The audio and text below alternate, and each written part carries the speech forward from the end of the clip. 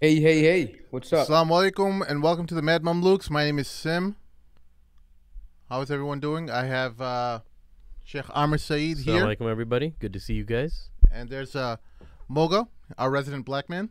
The He OG. is, The The token OG? black Hey. man. That's what I am. you always get a little bit cooler once you have a black guy on the podcast. And then off to your right-hand side on your screen, you will see our man Mort in Buffalo, New York, and streaming live out of Mort of Buffalo. Mort of Buffalo. Buffalo Mort. Buffalo Mort. Yeah, like Buffalo Bill. So, how y'all doing? We doing great, man. I like this whole I'm Mad good. Mondays concept. It's beautiful, guys. Well, we had an exciting weekend. Yeah, we had an exciting weekend. We have a lot to talk about, Oh, too and much. just an incredible fight that we just saw on Saturday night. I know a lot of you guys have a lot of thoughts, and if you guys want to join in on the conversation, just make sure you write it out in the chat form. I think Mort is monitoring that. If your question doesn't get looked at, then just blame Morton. Just try not to use some explicitives Hold on. along Let with me that. just So tweet this out on Twitter right now. We are live now. Tune in. Let me get the link for them. All right, there we go. all right, All right. cool. Hey, what's that camera doing over there? Let me get rid of that.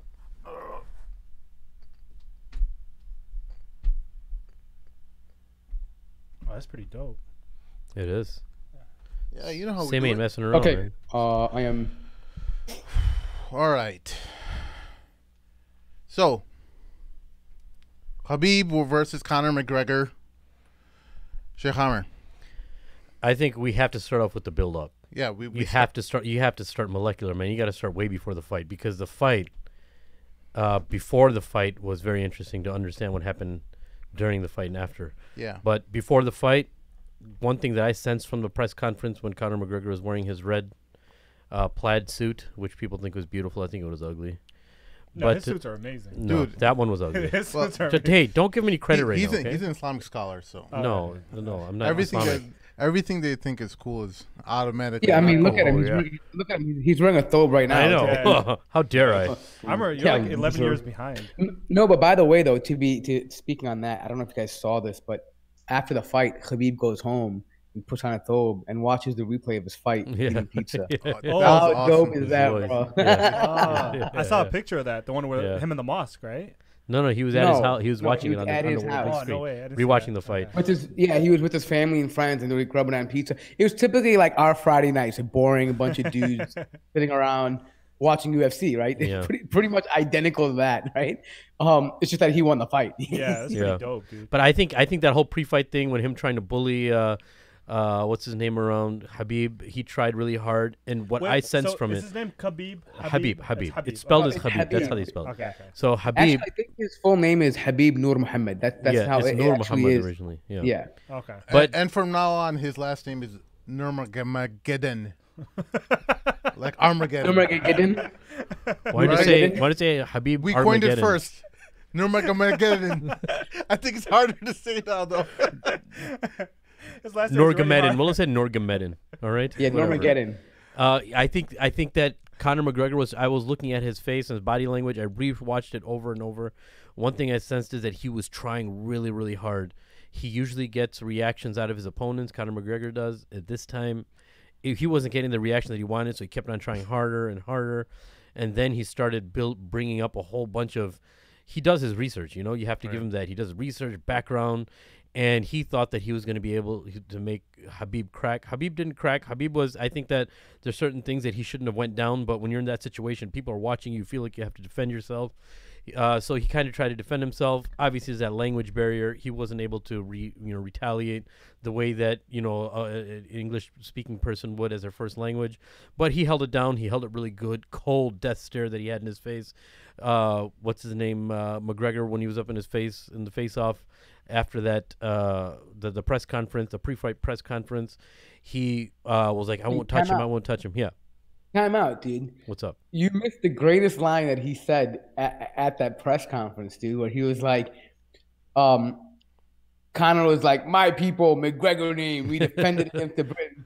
And he goes, "How come you don't speak your language?" Yeah, no, That's that all was he great. said to him. That was No, great. but And I think McGregor it was great. McGregor replied though. He did say he speaks Irish, right? Yeah, he does. There's a clip of him he on does, YouTube but where he most does, but it's Irish- very broken. It's It's very broken, but broken. so there's a guy, an Irish guy, that follows me, and they were talking about something. So I tweeted out, I'm like, yeah, well, he actually said that about Ireland after he was talking about how weak Dagestanis are.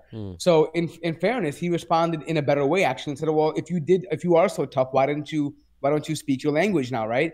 And then the Irish guy tweets back at me and says, as an Irishman, I thank him for reminding our people to speak our own Yeah. language. I heard a That's few awesome. people make comments like Yeah, that. I remember someone tweeting that out to you when Yeah. when you were. Yeah, man. So imagine that Khabib like actually giving non-Muslim Irishmen advice that they actually like yeah, in no. the midst of talking. And I like back, that. like, talking back. I like that. That was one thing that he held. He saw that was giving him some power, giving some retaliation. He kept on using that line throughout, even his training day thing or whatever you want to call it. The theme with Khabib just seems to be like honor, family, Yeah. like loyalty, all that good Yeah, stuff. tradition. And, Yeah, and tradition. He has it- culture, dude. He It has resonated tradition. with a lot of us who, that's very important to. And I think it wasn't even a whole Muslim thing. It was just like a lot of people just like, they respected it. saw the traditional warrior in him. Yeah. They saw the gladiator that you would Dude see. with like, ethics and principles. Just because you want to hype of a fight, you shouldn't have the freedom to insult people. They kind of, I saw some insinuation, some alluding to some of these people saying that this is a part of the fight game. You got to talk about people, but just because you can talk about people doesn't mean you have the right to talk about their father, their religion, their country. There's a line. There's in alhamdulillah as But Muslims that's a we Western understood thing, that. though. It's That's a a Western Western- thing, yeah. yeah. It's And like, everyone wants us to follow that model. Everyone wants him to wait, follow that model. Wait a minute, guys. How about we just take it step by step because we're going all over the place. So let's break it down from like we were talking about at the beginning of the fight, right? The whole press but conference. we were doing that until you interrupted. How about no? How about no, Mort? How about no? No, I interrupted you to tell you exactly what happened. No, He you missed should have the said TV. what you should have said when it was your turn, bro. You should have been like, "Hey, I'm gonna miss out on this, so let me just touch out on that." So Amr is a clear example of what happens when you have effeminate males in the world today. They're too emotional. They But can't before control we themselves started- anymore. But before we started, Mort, I have to tell you in front of everybody, bro. Mort, I love you, bro. Don't do this. Don't I do this. love you so much. Okay. Don't. You're Okay. so All handsome. right. too. You know what? You know how he gets when you do that. Yeah, Mort is one of those guys. He's so loving, but he doesn't like to show his feelings. That's true. That's true. Typical Mort male Mort behavior. is loving, dude. Typical male Yeah. behavior. Who has time to talk about feelings, dude? Man, Mort's all business. Anyways, yeah. Why don't you go ahead, Moga? dude, I had a moment of crisis. You know who I called? Hmm. Mortaza. He's a good guy to call moment of crisis. Hey, for real. He'll tell you like it is, man. He'll take the emotions out of You the. came through, man. You Yep. came through. But why don't you talk about it pre-fight? What happened So, pre-fight? so what you were talking about though, with McGregor smack talking, it worked. It's just not the way he wanted it to. It worked for his fans, yeah. Yeah, it worked Okay. for his fans, but it had the opposite effect on Khabib though. Oh, you know, yeah. like other people, like Nate Diaz didn't work on. I think that there's First something of wrong all, with it. you saw a guy who was drinking alcohol 2 weeks before his fight. Yeah. He's like drinking his proper 50. What was it called? Yeah, Proper 12. Proper 12 yeah. or whatever. Oh, dude! Proper Did I you didn't guys wanna see that? I don't even Did you wanna guys see that give one him- clip where like one of the reporters says like he's like Assalamu alaikum Habib. Yeah. He's like Conor McGregor. He's like congratulations on Yeah. your Yeah. 12. Yeah. And then Khabib says he's like no. He's like you can't do that. You can't say Assalamu alaikum. assalamu alaikum. Yeah. Yeah, and congratulate him for that in the same sense. And he puts the mic down. I was like, this is pretty dope. yeah, like, that was Yeah, awesome. yeah. yeah. That was awesome. But you saw a Conor who was not prepared. No, I mean, he you didn't. saw him. I think that what's it, over a year? 2 years. Almost 2 years, right? 2 years in a cage, yeah. So you saw a Conor McGregor who was clearly not in shape or not ready for the fight. No. Yeah, I have my take on that, but I see what you're saying though. Okay. But I do well, think he took so- the steps okay. to get ready for the fight. It just wasn't enough. I You mean, know what I mean? do you think a real fighter would be drinking, and partying like he was? So let's talk Was he about that. partying though? Wait, Conor has done nothing out of the ordinary that Yeah. he hasn't done before any other fight. He's always drinking other fights. And I was listening to Faraz Sahabi, and he's obviously a trainer and knows, and he thinks Conor was definitely ready to fight, meaning that his training camp was there. He started, and I was listening to Joe Rogan's podcast recently right now, where he brought Kavan on and he brought like the dietitian on, Yeah. and they started training 10 weeks ago. I mean, actual physically like fighting for the fight. You know, I mean, like he's always training, but they said Conor's cardio was on point. I don't think Conor could have trained any better for this fight. He had, I mean, dude, he had Dylan, who was his jiu-jitsu coach, and even though that guy is still kind of new in a way, but in the jiu-jitsu world, he's accomplished. Like he's known, like, you know, he's a teacher, and so he had some of the best coaches, brutal workouts with him. He really went the distance, and he was ready to, and that's why he felt like he was ready to go fight jiu-jitsu. Yeah. The problem is that Conor studied it. I mean, you know, Khabib just studied him even better. Knew exactly what to do. You know, he had a game plan. Okay, well, let's break it. Let's break it down round by round. Round one, we saw Khabib just take him down and just put him up against the fence, right? Yeah. So that was the good thing about most of the round. Because when you maintain top position on the ground, you're draining the other guy's energy. No. But McGregor's trainer, though, he told him, he's like, when you're in that position, he said, don't struggle too much. He's like, save your energy. And he was doing a good job. He was doing an amazing job. He was doing really, really good. But with Khabib, that didn't work because he just got pounded, man. Yeah, it didn't work. He got smashed, you know? Well, in the first round, it was kind of even. Conor was getting his shots in, right? But the thing that really made that first round was that Khabib has this unbelievable ability to keep his opponent's legs straight. Yeah. Did you see the technique? He zip ties him. He zip ties him. See that technique? That was pretty impressive. All I can think is zip tying. He zip ties his legs and crosses them over. Now, for the listeners who aren't aware, Shaykh Amir is very involved in the MMA world. So why don't you explain a little bit about what Khabib was doing in round one that allowed him success through the later rounds? Yeah, I mean, you guys feel free to chime in too, Mort, because I know Mort follows MMA pretty well too. But one thing I realized is that I think it started off with the takedown. He was assessing Conor out by throwing some punches, but it wasn't an average takedown, right? Conor's a southpaw, which means his knee's going to be forward. It's easier to throw the knee up, and you could tell he was training for that single leg takedown. Khabib is signature single leg takedown. So the first takedown that he's going to take is that front leg that's in front of him, literally like a foot and a half away from him. Right. But Khabib trumped him on this so strong because it was almost an ankle pick single leg, meaning it was so low, it's as if he went for his ankle, not his knee. So you could see, I watched that part in slow motion, and you could see Conor is about to throw something. You see him hesitate. He looks down. He lifts his knee up. The knee just grazes Khabib's face, which means that Khabib was a little higher. He'd eat that knee, which means that Khabib trained for the ankle because he knew that Conor would be training for the knee because he's southpaw, and Conor only trained to bring that knee up. Yeah. So he ankle picked. Yeah, go ahead.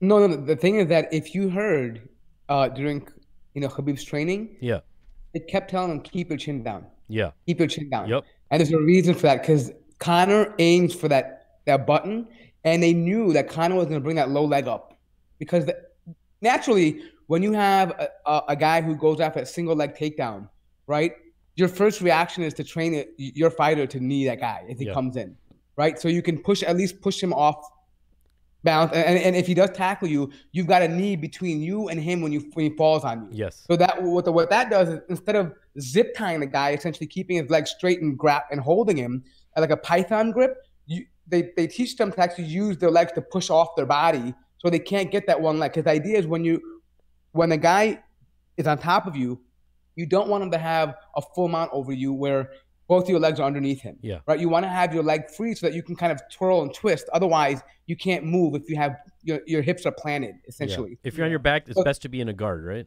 Right. Exactly. Yeah. And so Conor's team was trying to train him to do that, and he did execute that. The problem is, like Shaykh Amir said, that knee, it grazed him. It didn't have. It was kind of a mushed up. Yeah. It didn't really have that full contact on him. Had it had that full contact, it might have been devastating. And the Vaseline helped too because it'll slide off the chin. So if you got to hit it flush on, you got to hit it. If it hit him in his forehead or his chin, that would have been a big problem. Yeah. But one thing I was impressed with Conor was he actually defended that takedown pretty well on the ground. Because when he had that single leg ankle pickish type thing, it was between an ankle pick and a single leg, low single leg.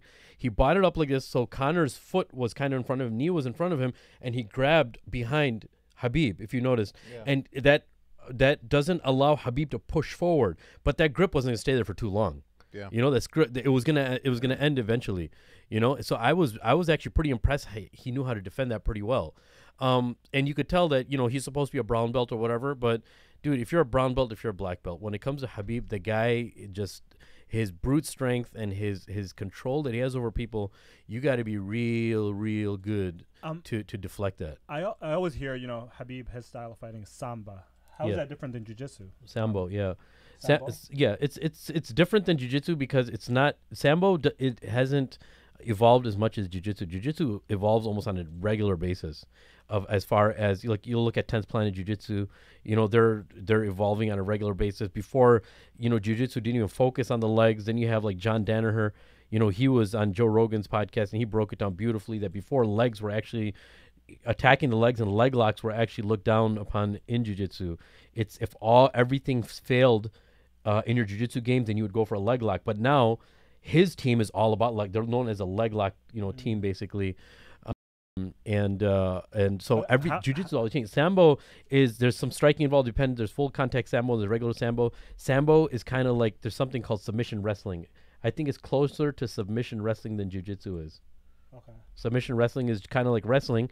It has you know, core submissions, but Jiu-Jitsu people are just took Brazilian Jiu-Jitsu and it's almost like renewing on a regular basis, new moves. And so is Sambo superior to Jiu-Jitsu, or is it just how it's executed? Well, Khabib thinks it's superior. Yeah, obviously. So yeah, Sambo was invented by like the Russian military. Okay. Yeah. Okay, and there's like it was something that really martial arts that was formed by the Russian government and was practiced by a few countries, but it was always the Russian athletes who would win all the time because they practice it. Yeah. Yeah, and they would have these tournaments in Abu Dhabi or other Gulf states. And like if you look at all the champions, 99% of them are all Russian champions. Okay. So it's primarily a Russian martial arts, and Yeah. it's great in the sense that there's a lot of wrestling involved, but there's also elements of judo and jiu-jitsu. That's right. There's a lot of judo, throws and stuff incorporated into the sport. So, Sambo is completely a very legit. It's probably got more well known because of Fedor. Right? Fedor. Yeah. Fedor made Sambo the most popular. Probably he really put it on the map. And Yeah, nobody really knew about it before. yeah. Yeah. Okay. Another thing talking about the first round is initially it took Khabib like a while to take McGregor down. Yeah. It wasn't like an instant thing. Yeah. I mean, it did take him some time to take That's him his down. that's his thing though. That's what he does. Yeah. Oh, dude. So check this out. He doesn't stop. I was talking to a friend about this, right? About because Iaquinta, I think, held his own against Khabib like way better than anyone else there, especially on like he had like a 24-hour or 12-hour notice, right? And so the reason for that was this is like if you watch that fight with Quinta, he was really low to the ground. So he was really low to the ground, meaning it's like when you're that low to the ground, you can't generate power striking, right?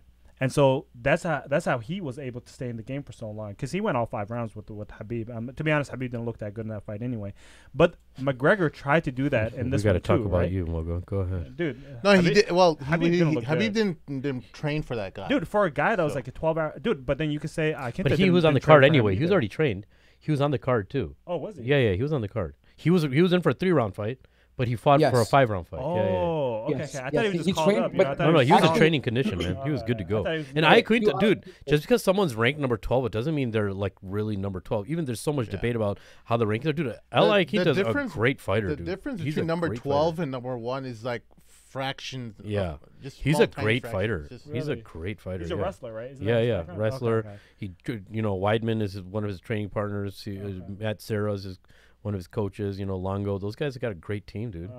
But Yeah. what I was Yeah. saying though about staying so low to the ground though, it's like that's McGregor's game. He's a striker. Yeah. And when you're constantly like busy defending yourself from a takedown, Yeah. you're low and then you're trying to strike at the same time. It was hard. That's why he wasn't able to get much strikes in the first round at least.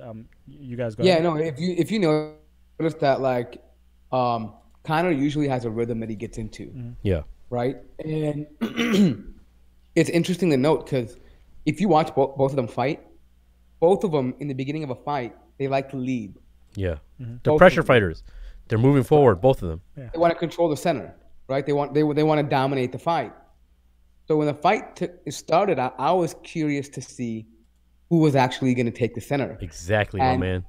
It was funny because I saw Conor take the middle, and I'm like, oh man, dude. Like, and you see Khabib like circle back a little bit. Yeah. Actually, he's doing it a lot. He did it for the first few minutes. Yeah, and I think what he was doing was he knew that Conor has that burst of energy in the beginning, and what Conor does is he taunts his enemies, and because Well, yeah, that was their strategy. They knew that Conor Conor's going to be on defensive. What I'm saying is there is no better counter puncher in the UFC than Conor McGregor. You're right. There is no one, hands down. And so what he does is his whole game is to taunt. Because and that's part of his strategy of getting somebody so mad before the fight that when the bell hits, they're going full force in. That's what Aldo did. That's what Aldo did. Dude, Aldo had no clue, man. Dude, Aldo like died like midway. You saw God, bro. Did you see his eyes roll back? He was orgasming like a woman. I mean, he went back, dude. Easy there, Morty. Easy. But here's the thing. No. But the thing is that I think Khabib's crew understood that, right? They're like, don't take the bait. He circles back a little bit, and he goes for the takedown immediately, and that was part of his strategy to tire him out and then put some pressure on him, the later rounds. And I think the first round for most casual watchers was boring for them. They were like booing. Ooh, yeah, it was really boring but for guys who know it and who follow along and understand strategy, the people who were booing were the Irish fans because they know their boy doesn't do well on the ground. Yeah, I mean they can boo for days. I mean, right when he went to the ground, I thought Allahu Akbar right away. I'm like, this guy is done. I mean, no, because you know why? Because Conor, people underestimate this, but he's a hard guy to take down. Yeah. And his takedown defense if is you great. notice in round 2 and 3, he defended his takedowns very well. Amazing. Like very, really very good. well. Yeah. And the fact that he was able to get him against the fence, and all he really had was his leg lock, but Conor was punching him back as well too, like returning the shots. He held his own pretty well. He was using his arms to get up, pushing off, right? I mean, that's very difficult to do when you have a big guy, like a strong guy like Khabib on top of you who's a Sambo expert. You know what I mean? Like, it's hard to do that. And so credits to him for doing that. But the other thing was that the technique is that after that gets done, anyone who's wrestled or been there knows that the minute you free yourself, you don't have that same burst. You don't have that fluidity. The pop in your muscles are gone. Is not there, right? Because you're just exhausted. Yep. Your muscles are tense. You're just not in that rhythm. And so it breaks the rhythm. That's why a lot of fighters will go and take somebody down because it throws off their rhythm completely. Yeah. Yeah, and it builds up that lactic acid. You start burning, and you just, even when you could throw a punch, it destroys your confidence, right? And but I loved where that was first round, right? Where Herb Dean was just looking at him. He was about to break it up. That was first round, right? End of first round when Khabib was just laying those, smashing on him. And I thought it was ending. Remember how much we were screaming? Me and Sim watched the fight together. We were at the same place. Yeah. And we were screaming. I thought it was over because Herb was like communicating with him. He's like, okay. And he starts pacing back and forth. You could tell when Herb, his hands are moving back and forth. He's right about to jump in. You mean the second round? I think that was the first round. No, the second round was No. Okay, so you're right. I apologize. Yeah. The leg tying happened in the first round. Yeah. The leg tying, you're right. Yes, my bad. Yes.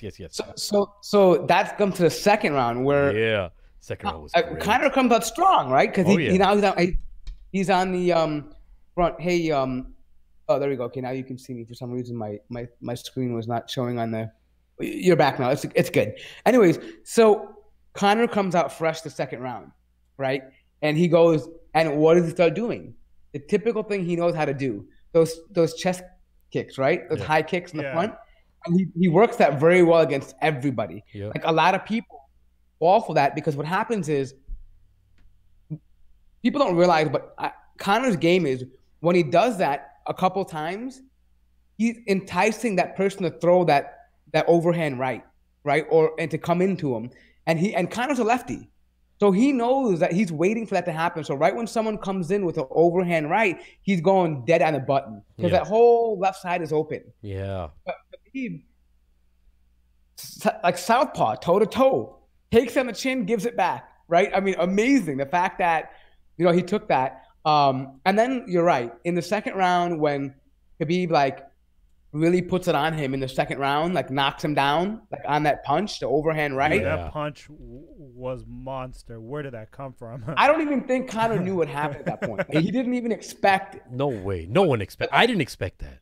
Yeah, me neither. I mean, I was- because, you know, we've been saying for a long time, you know what? Khabib's not a striker. He's not a striker. Exactly. He can't go toe-to-toe. He can't do southpaw with Conor McGregor. No way he's going to win that fight on stand-up. No way. Yeah. Right? And so everybody was like, whoa. Because the funny thing is he like did a half leg check on him. Like, and he's great at those one-leg sweeps, like those one-leg check kicks. He does it all the time. He does it halfway and then just goes in for that overhand right. And it was lightning fast. Dude, it was so my quick. God. It was, yo, you know what's crazy, actually, on Rogan's podcast, the one he released today with McGregor's trainer, Rogan asked him, he's like, you know, what stuck out to you? What surprised you? You know, he was like, really nothing surprised me. But he's like, that punch in the second round. Yep. He's like, dude, he's like, we don't know where that came from. Yep. He's like, we don't know where And that came he's from. like, if you know what the beautiful thing is? He's like, you have to. This is what Kavanaugh was saying. You have to respect all the arts individually. He's like, if a boxing trainer looked at that, and an Olympic boxing trainer looked at that, he would tell him never to throw that punch because lunging the chin forward and with catapulting the punch forward with that, you know, that's something you never do in boxing. So it worked in MMA. It wouldn't work. It would never work in boxing. That would be reckless in boxing. But in MMA, it's great. And that's kind of one of the things that made like certain fighters like John Jones amazing because they're unorthodox. Yes. You can't plan for fighters like that, right? When the Superman punches, those off the cage, you can't plan for stuff like that, right?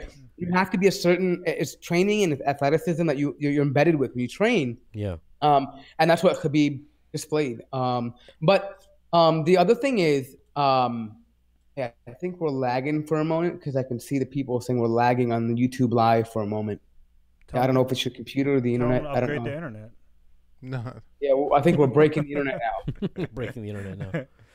You know, There's just millions of people watching right now, so Yeah. please That's be what we'll patient tell with ourselves. us. That's what we'll tell ourselves. I'm gonna go Actually, airplane mode right now. Yeah, there's about 16 people watching, but so I guess we'll just continue on. Maybe the video will release better. But anyways, the point being is that so let's fast forward a little bit in that round, and we'll talk about what you were talking about.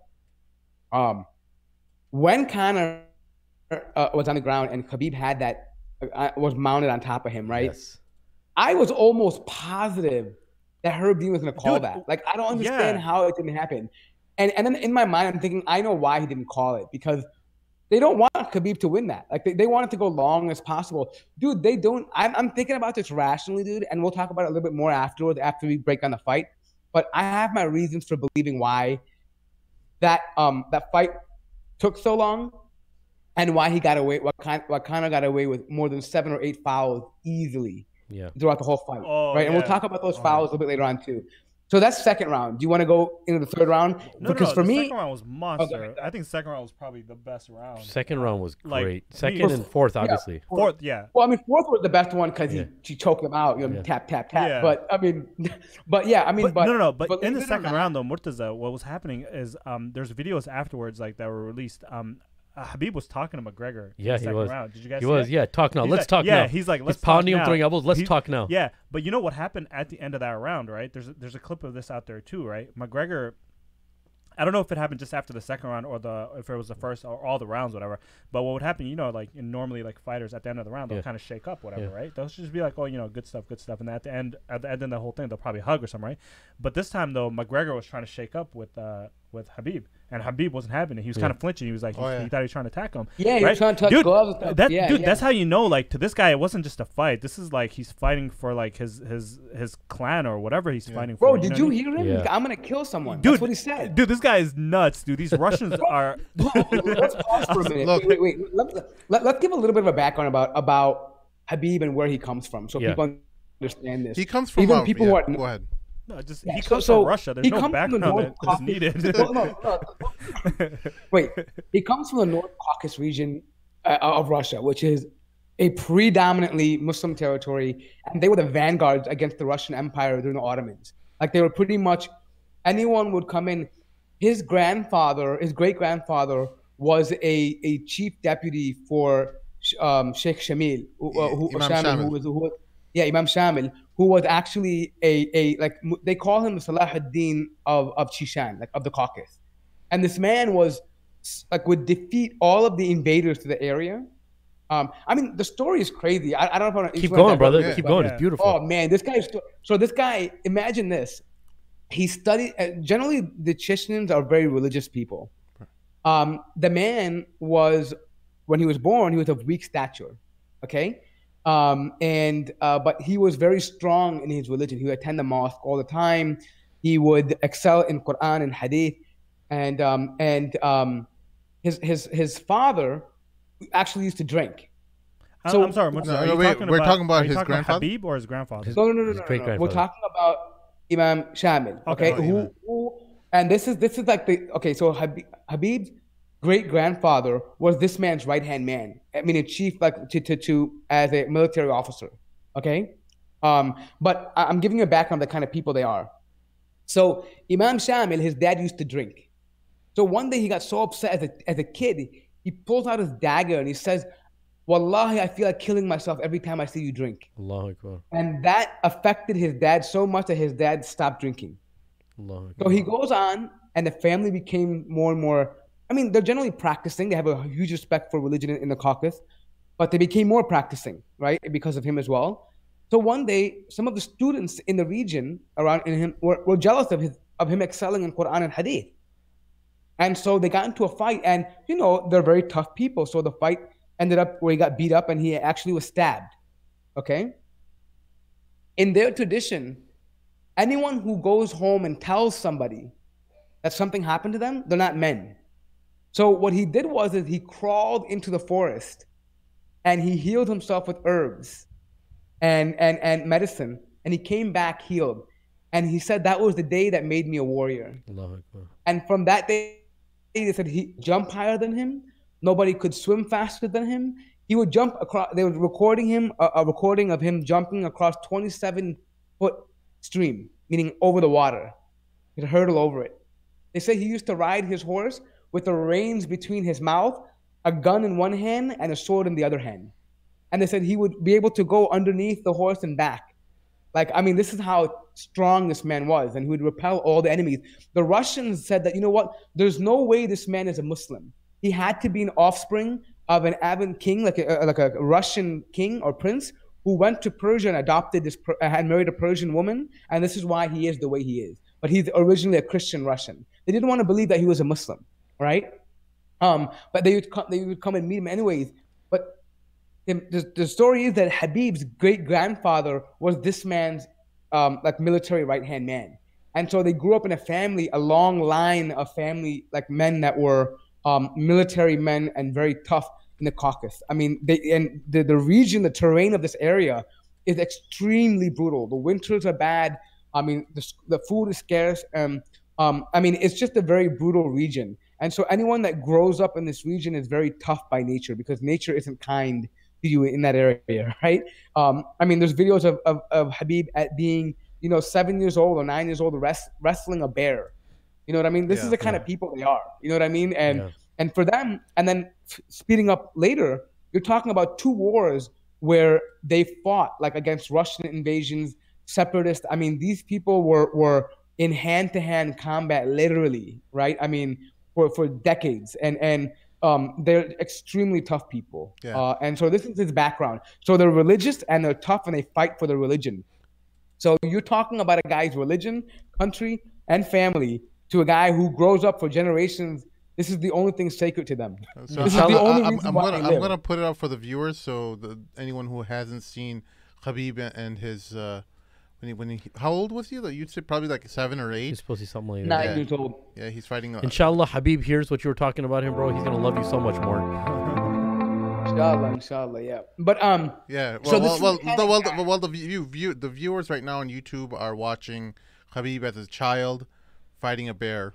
Oh, are they okay? Yeah, I can't see. So you're Okay, seeing cool. you're seeing like this bear literally biting his hand. I mean, it's play biting. If anyone has a cat or a dog, they know that this is not real bites. But the bear's just having fun. They know. But I think if there was a real fight where the animal is actually really upset, it would be different. But I love how bears by nature are good wrestlers, dude. They're like they know all the moves. We have a special guest in the chat box. We have our beloved Joe Bradford. Mashallah. Holy cow. He said he's going to. I'm going to start a podcast to compete with you guys called the Angry Avars. Sheikh Joe, assalamu alaikum, man. It's an honor to have you witnessing us, bro. Joe, Hey, I'm a big salam fan. alaikum. My name is Mohammed. I don't know if you know me. Huge fan. Just want to He's, throw he's that. the off, He was he's the our awkward original. guy. Yeah, that's why He's the OG. He's the OG. I was on the first 7 episodes. I think Sim deleted most of them. But Moga got jokes. No, but absolutely. So I think that was a little bit of a history for the type of individual this man is and where he comes from, his region. Yeah. So going on. So this is the reason why we brought that up, was because Khabib took this very personally, and that's why he didn't think this was all just banter, right? The idea of banter is a Western thing where you can insult people's families and your mama jokes and things like that. This is something that is not. It is foreign to him in that region. Even other Orthodox Russian people, Christian Orthodox Russians, they don't play with family, and so he really was offended by these things. And by the way, from Conor's corner, Dylan, there are numerous TMZ reports that he was actually calling him "you rat Muslim," stuff like this. TMZ report. You know what I mean? Yeah. And I'm sure there were other things that were being sent that people that people did not obviously report yet, but he was definitely being taunted. And you know the funny go thing ahead. is with Dylan, he was on an episode with Ariel, where he was talking. He was like they like to pretend play gangster. Yeah. But he's like, they're not really gangster. Yeah. He's like, No, afterwards, he's a trouble. Dylan Den is a trouble. He used to train with one of the sweetest, best jiu-jitsu practitioners by the name of Marcelo Garcia. Marcelo Garcia actually kicked him off of his team, right? And Marcelo Garcia is a classy, quality, awesome sweetheart, but a monster. all around good guy, dude. Monster jiu-jitsu. Yeah, all around good one of the guy, best dude. ever. One of the best in our time. And he had to get rid of Dylan Dennis because he didn't see that he didn't share the same ideals and principles dude had. You know? Habib and Dylan also Hey, have a history, right? we They got our used to train homeboy, the together, right? mailman. Our homeboy, the mailman, is here. Uh-oh. We got the mailman. He's Assalamu here. alaikum. Everyone salute the Salam mailman. He alaikum. deserves special I'm respect. a big fan of you too. I Salam, follow you brother. on Twitter. Salute the mailman. Salute the mailman. Yeah. Better than Karl Malone. No, but Habib and Dylan though, they have history too. They right? do, They yeah. used to train together. No. I don't know if they trained together. I think they've seen each other train. They've been around each other during, I think, warm-ups and some training. Who did he ask? Who Habib and trained with who? Dylan, they have history. I think they trained together. No, I don't think they did. I think there's a certain school that they went. They like the trainer that was there had an interaction with them, but they never trained together. Okay. Yeah. Okay. Yeah, I mean, look, and the biggest thing is that, to be honest, Dylan is full of himself. He calls himself Jiu-Jitsu king, and the guy's only had one professional fight, right? I mean, Yeah. really, official fight, right? Yeah. And he's talking to a guy who's 26, well, not 27-0, right? And just all this garbage. Like when there were the vlogs going on, he was saying, you know what? For sure, Conor is going to beat him because I'm better than Khabib, and he's been wrestling with me and jiu-jitsuing with me the whole time and grappling with me. So if he can hang with me, then for sure he can crush Khabib, and stuff like that. Just really trying. And I think what he's doing is, and he's doing it the negative way. He's learning from Conor, where he's just trying to get a hype because nobody really knew who the guy was outside from. I mean, unless you follow MMA, you don't know who he is, right? Yeah, I mean, he's a yeah. nobody for everybody else.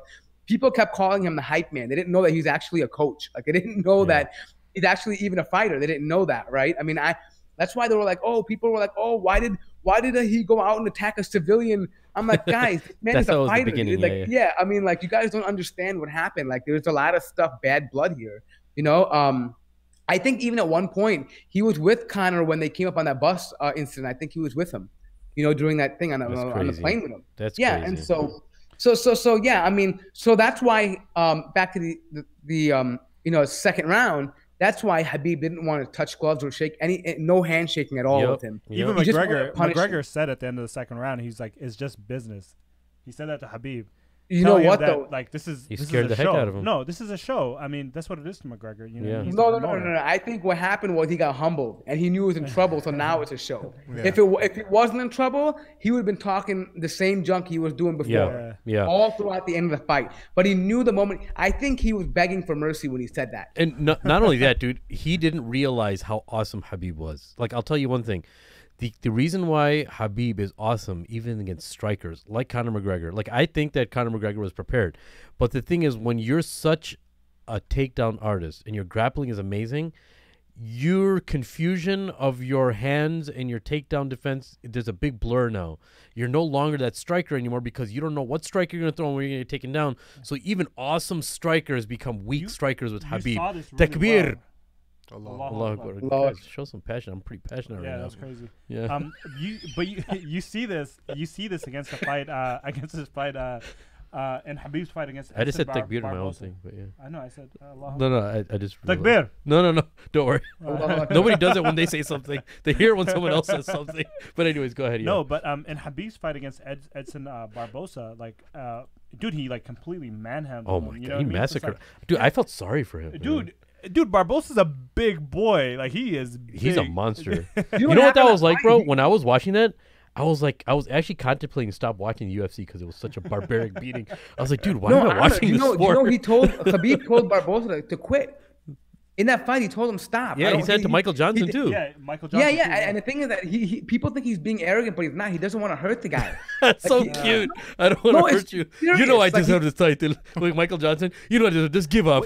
You know I deserve this title. Just give up. Yeah, I mean, and you know, Joe Rogan talked about that today ttoo, about how like, hey, do you think that was offensive that he was telling him to give up? And they were like, no, because he generally doesn't want to kill this guy, you know. Because I'm sorry, for us, the Habib was talking about that on his show, and like, meaning that he's generally a good guy, like he doesn't want to hurt people. And the reason why we're talking about that is what happened in the fourth round. But we'll get there. So that's second round done.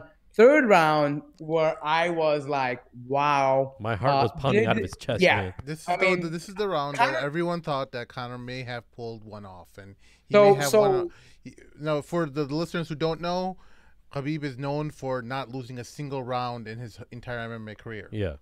So And this was the round that he lost. This is probably the round he lost. Now I'm not sure if that even actually gets accrued at the end of the day because Conor ended up submitting in the fourth round. Yeah. Does that still No, like? I don't that know. nullifies everything, right? A knockout is. Yeah, I don't think any of the Yeah, I rounds don't even think it matter. count Oh, you because- think? yeah. Oh, you're One- saying once that you I you win think by some- analysts will look at Okay. it and be like, he only lost one round ever, and that was the Conor McGregor. I don't know if there's any professional stat for that, Yeah, but people are because talking about it. The judges don't. Yeah, they don't have care to- about that. Yeah. So here's the Analysts thing. will look at that, not judges. It's Yeah. left to like subjective opinion because the official scorecard doesn't get Right. reported if you submit somebody, right? Right. So looking back at the fight, Faraz Zahabi, in his opinion, says, you know what? Looking back, I thought originally Khabib had all 4 rounds, but looking back, he believes that third round went to Conor McGregor. And looking back at the fight now when I watched it, I think that is kind of true because Conor came back with some significant fights and strikes. I'm sorry, and did rally back, but. Kudos to Khabib, man. Toe-to-toe, southpaw, like throwing shots, giving them back. Yeah, I mean, everyone who's anybody who was analyzing this fight said Khabib, just don't trade punches, take him down, do what you do, take him down to the ground. But he didn't. He stood. What was that one punch that he just made him? What was that? Was that in the second round? Second round, yeah. Second round. That humbled him. That That- humbled McGregor. But that's I mean, what- the thing is that, dude, understand something. Habib is one of those few guys that takes a straight left from Conor and stands there. Yeah. There's not many people alive that can say that. Yeah. You know what I mean? Like he takes a full and he comes back at him. He's not disorientated. I think that was the biggest shocking thing for us all. And I was scared because I'm like, oh my God, maybe he's gassed out. He can't take him down, right? Or you know what? He's getting arrogant and he's trying to go toe to toe and try to. That's knock what I him was out. afraid of. I hope he's not. I'm like, man, I hope he's not. And I was like, please. But when the round ended, I was like, alhamdulillah. Alhamdulillah, You yep. know what's funny? It's like That's I when all the think du'as everyone- started. That's when I started making sincere dua, bro. I think everyone can admit though, like, dude, when McGregor, he's a scary guy though. Yeah. Like, it doesn't matter how dominant He's a good Khabib fighter, was. man. It's like, dude, it's like One McGregor, I mean, dude, one punch and you're out. Yeah. I mean, you saw what That's he did why to it's dangerous. Aldo. Yeah. Yeah, and so like for that second, I was like, oh man, you know, I want to ask though. It's like you guys are obviously all going for Khabib, right? No, of course not. I was going for Conor. Of course. That's why we're doing this podcast I'm in celebration. being serious. No, there's somebody in I'm this being room. serious. No, There's somebody No. in this podcast before you continue that believed that Conor was going to win. I'm not going to say their name though, but they believe that Conor was going to win. Go ahead, Moga. What's your question? Did you guys for a second think Conor didn't have a chance? I never said that. Wait, did he Okay, have a let me- chance? No, I I'm know on who do I record. want to I'm win? on record for predicting Khabib of winning. Yeah. I know Shaykh Amir had his doubts. He was worried. Not doubts. I said You're if it worried. stays standing, I said McGregor's got it. If Hey, he can take it to the ground, then it's all Khabib. I said exactly. I said, listen, if it's a ground game, Khabib's going to win. If it's a stand-up match, he'll lose. Yeah. And I was afraid that he wasn't going to be. What I was afraid was that I said if Conor didn't knock him out in the first 2 rounds, it's over. Yeah. Meaning that Khabib's going to win it. And because I was afraid of the fact that if Khabib went in for the takedown and then Conor gets him with that straight left on the button. Yeah, Right. That's it. what I was afraid of. Yeah. Or the And knee. That's what I was afraid of. Right. And because Khabib kept his chin down, he couldn't get that punch he wanted. Yeah. Yeah. All right, so Right, let's wrap up because the fourth that- round. The Yeah. third round. We're on the third round. No, that was third round, right? Third round. So But yeah. I want to point out one thing though. Did you notice that at the end of the third round, Khabib didn't sit? Did you guys notice that? Yeah, No. he was standing the whole Hey, time. He was standing. rounds. You know. Okay, so check this out. I watched the Cinderella Man like 2 weeks ago. Cinderella Man. Okay. Cinderella Man, right? The movie with Russell Crowe. Yeah, yeah. Yes. So yes. there was a scene in there where he's fighting. He's boxing against one of a younger guy, like a new cat, whatever, Yeah. right? And then he's just like he tells his corner. He's like throw the bench away. He's like I want to stand. And he turns around. He turns his back. And then the bench, the guy on the other side, he's just looking at him. He's like hey, why isn't he sitting down? He's not tired. This and that. He was like playing this mental game with them. Ooh. But I noticed Habib did that with this one. Like, Yeah, I don't yeah. know. Like Oh, I was wow. wondering. I was like, how come Yeah. he's not sitting down? yeah, you noticed that, I know, right? I noticed that too. But he didn't sit on any round. No, Not no. a single round. Oh, he did. Actually, that's true. First round, he didn't sit down either. Oh, And I knew that because he was showing Conor that I can do this all day. Yeah. All day I can do it. Because look, Oh, wow. when he wrestled him down that first round, he knew Conor was tired because he ain't never wrestled somebody like that before. He ain't never been clobbered like that before. He's never been he never had to feel that lactic acid inside of him burning his muscles. He never felt that, right? And so he's getting up, standing there saying, I can do this all day. And if you notice, you never once see Khabib have any labored breathing. He's not like panting, nothing. His cardio a guy who wrestles like this for hours upon hours upon hours, this is nothing for him. Yeah. But Mort, I have a question for you. Why do you think, I want to ask you in specific because you observe these things. Why do you think that, especially in the first round when he went to his corner seemed pretty frantic when they were talking to him? Khabib's corner. To Khabib. Well, because it's a sense of urgency. Like you know what? If you don't tire him out and if you let him get to you, because don't forget, the urgency was this. They wanted to tire him out. But if you notice, Conor was still getting the points by hitting him. Yeah. And Khabib was still trying to get into position to completely put him on his hips, flat hips in the ground, and he's leaving points on the floor, right? Because look, Conor was up against the fence, right? And keeping his legs were extended, but he kept doing this motion to him, punching him. Yeah. He's racking up points. You know what I mean? And Khabib is trying so hard, head dug into his side, trying to lift him up and pull him away from the fence. You get what I'm saying? He's trying to pull him away. And so I think they were trying to tell him, hey, look, you got to get points too. You got to strike him. Usually after the round's finished, the job, or one of the jobs is of the corner to calm them down, to make them think clearly. But as soon as he went after the first round, Javier Mendez is talking to him while both of them are standing up. And he's got to do this. He's talking really, really fast. And I was thinking to myself, either that's the only sense that made to me why they would go against the grain of doing that is to keep him amped up. They don't want him to relax. Because when he's amped up, he does even better. That's his coaching style too, if you see him. Like he wants to keep his fighters in that primal mode. He wants to keep them there. And the thing is, I think there's a sense of urgency because he knows now that Conor is beat down. You know what I mean? Like, hurry up and get this round up. Let's beat him up now. You know what I mean? Like, because now I think after that first round, it's like, okay, cool. Now you can contain him. Now put the beating on him. Yeah. You know what I mean? You tired him, you contained him. Now do what we taught you to do now. Yeah. Right? It's kind of like, now you got it. Now we know you got past the first round. You passed Jose Aldo. Great. You proved yourself. Now go out and put the beating on. You get what I'm saying? Yeah, that mental toughness though, man, of Khabib. He didn't let the emotions at all. I was afraid that his man, he's cold. He's cold as ice. He's cold, dude. He's cold as ice. Also, one thing about the third round before we move on is that's the round McGregor was cheating. Remember, Khabib was really mad. He was talking to Herb Dean. He was like, yo, he keeps hooking. And I was like, wait, he said he did it 3 times. Let's talk about that after we get to the 4th round. We'll talk about the entire fight. I want to talk because there's many places where I count at least 9 places. So this is only a few in this place. Mort holding it down. Yeah. So let's go to the 4th round. You're taking the 4th round. I saw his composure in 4th round so different. I was like, man, if it's gonna be at all, it's gonna be this. Right, because you have to understand, this is a world-class fight for both of them. Khabib came in nervous. You could tell in his walkout, and it's good to have those nerves. And Conor was acting like he was confident. You could tell he was nervous, dude. You know, one thing that did surprise me with Khabib is he walked out to music. Like, I know it's like it's a little thing, whatever, but I kind of didn't expect that. But we're talking about the 4th round right now. I know, but he's saying generally. He said. You know, yeah, no, that's fine. Whatever. Did I miss my chance? No, go ahead. But Mort and Sim relationship, it's so great. I love your 2 relationship.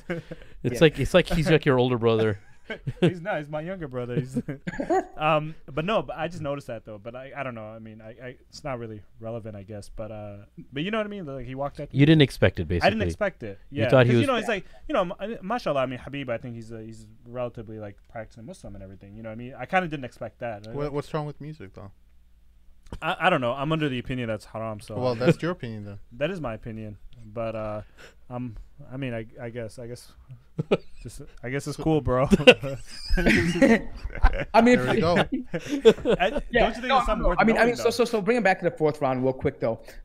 Look, I think in the beginning of the 4th round, I think you guys are brushing it off. I mean, I think the man obviously has flaws. I mean, like I know every Muslim. He was just saying for him it was a little weird. He didn't expect it. Is Yusuf Islam a bad man because he? Dude, I think music's haram. What about Dawood Warnsby? I think music's haram. Like that's your opinion. No, I understand that. It's a difference of opinion. I know, but maybe he doesn't. That's true, but I mean, he's just saying that the understanding he had of Khabib. He's not saying Khabib's bad. Yeah. No, what he's saying, he's saying that it just came out of left field for him of what understanding he had of him. Okay, because well, guess what? Because he does paint himself as a really good Muslim and everything. So right? I mean, there's I would assume. How do he paint himself? I think that's just his principles. No. Wait. I think here's the disconnect. First of all, people have to understand something. Like he is like a Naqshbandi Sufi type background, and for them, music is not. It's a matter of difference of opinion, right? As long as it's not some like. Thank you, Mort.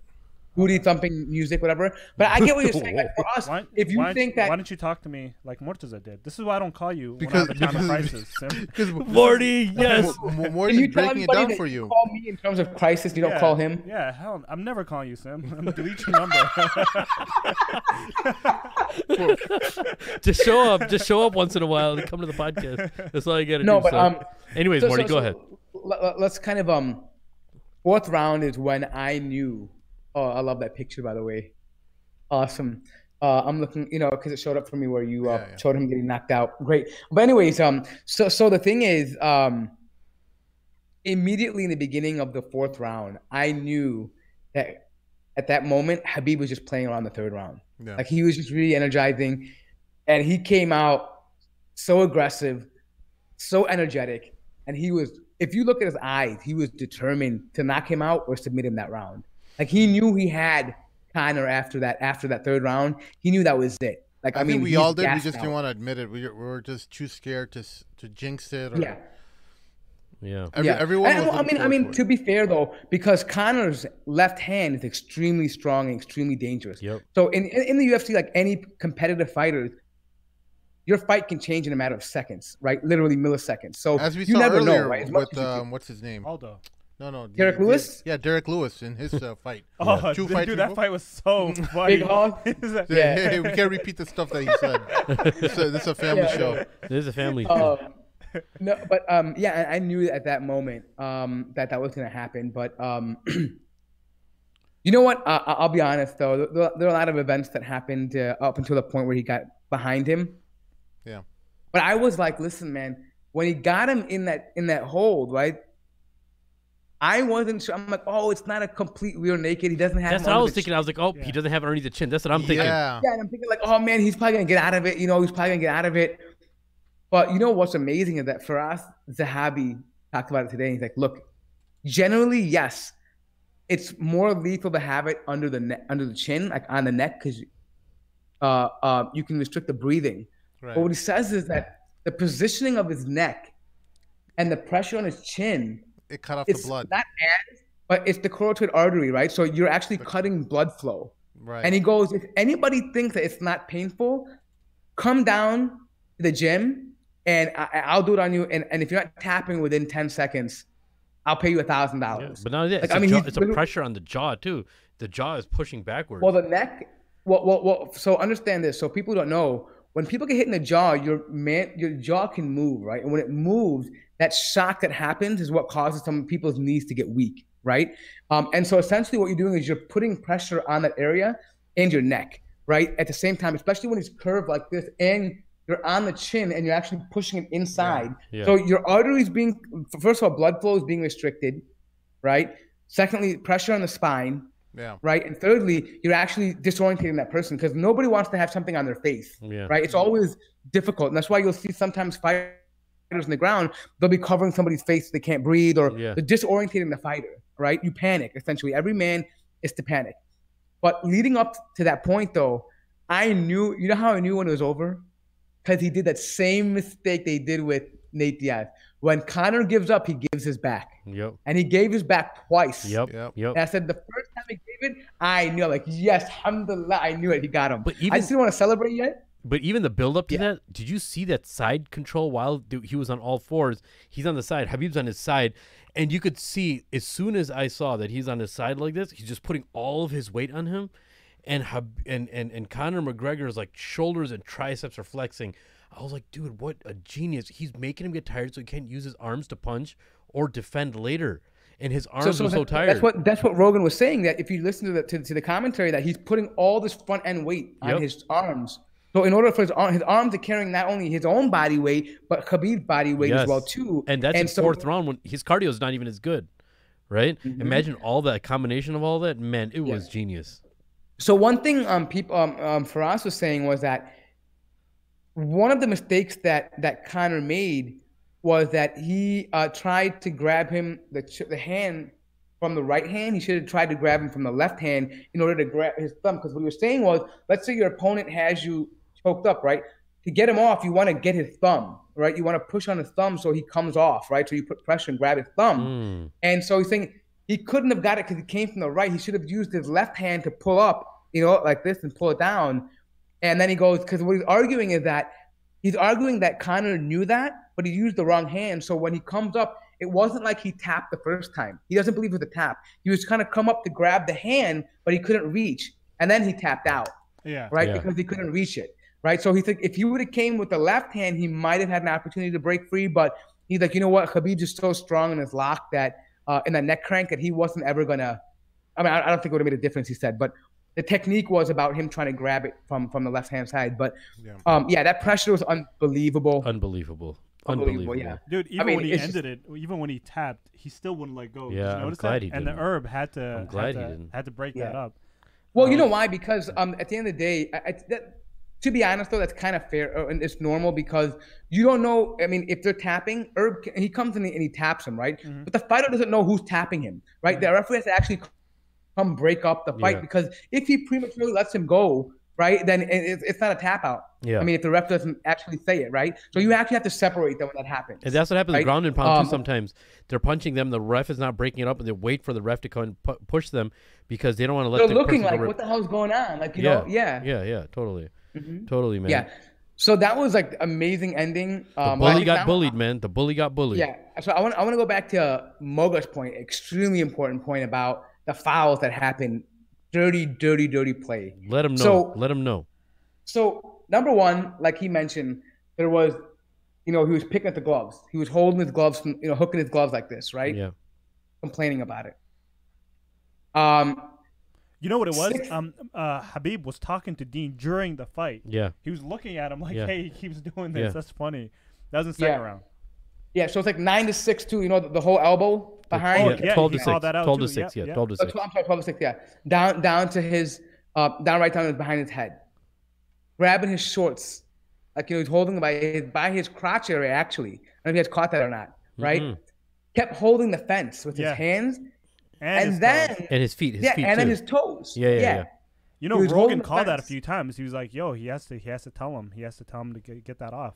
I mean, if that was any other fighter, that would have been tolerated, right? At least point docking would have happened for sure, right? Numerous attempts.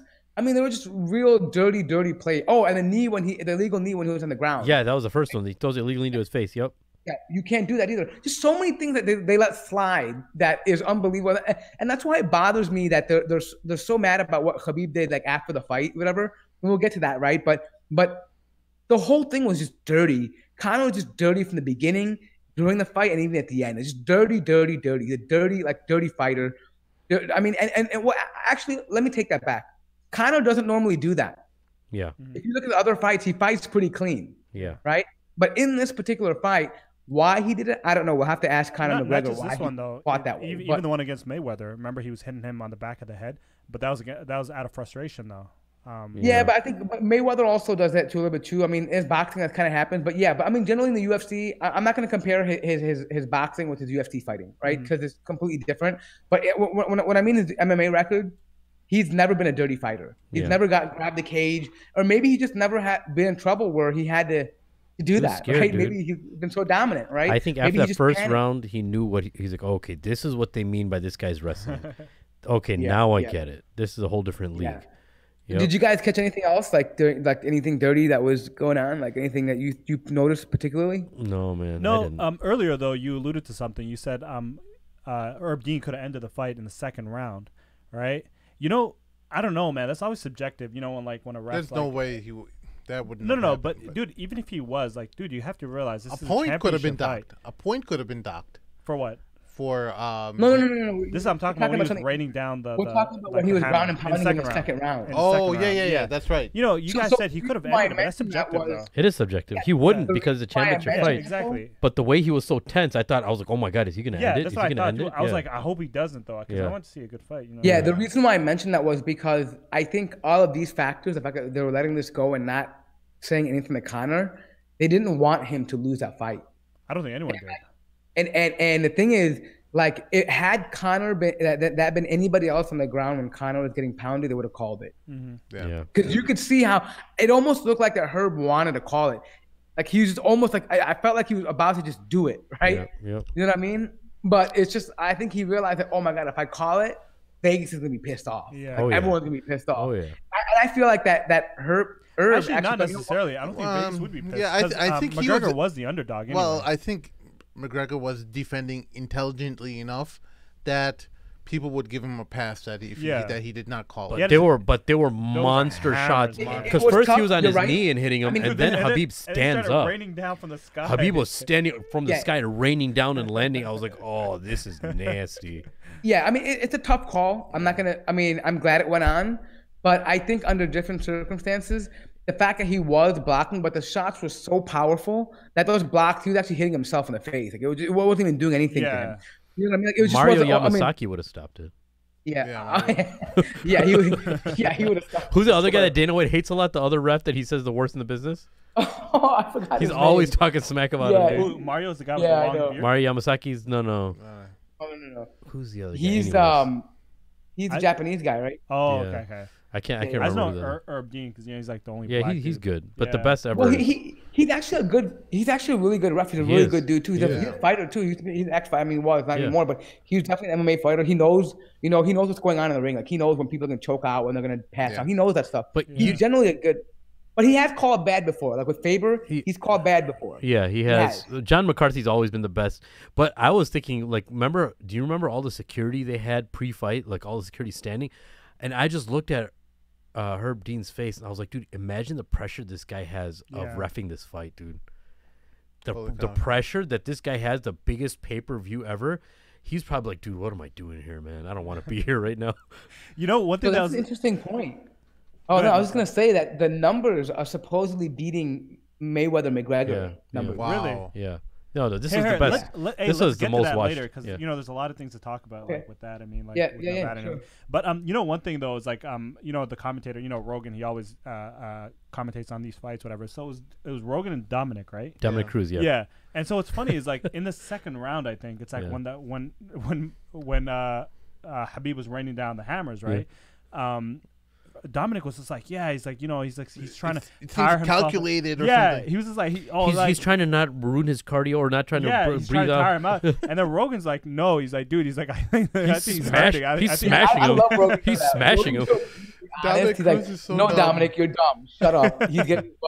You know, one thing I like about Rogan is like, dude, like he announces all these fights, right? I know he likes McGregor, I know he likes Khabib, whatever, but he tries to be subjective, and I think for a lot of times, like he's actually pretty good. He's great. He's great. He's great, dude. I think he's worth every penny. Yeah. Yeah. Oh, dude, you know one thing I found out from him? I was listening to his podcast. You know, when UFC first started, he used to do the announcing for free.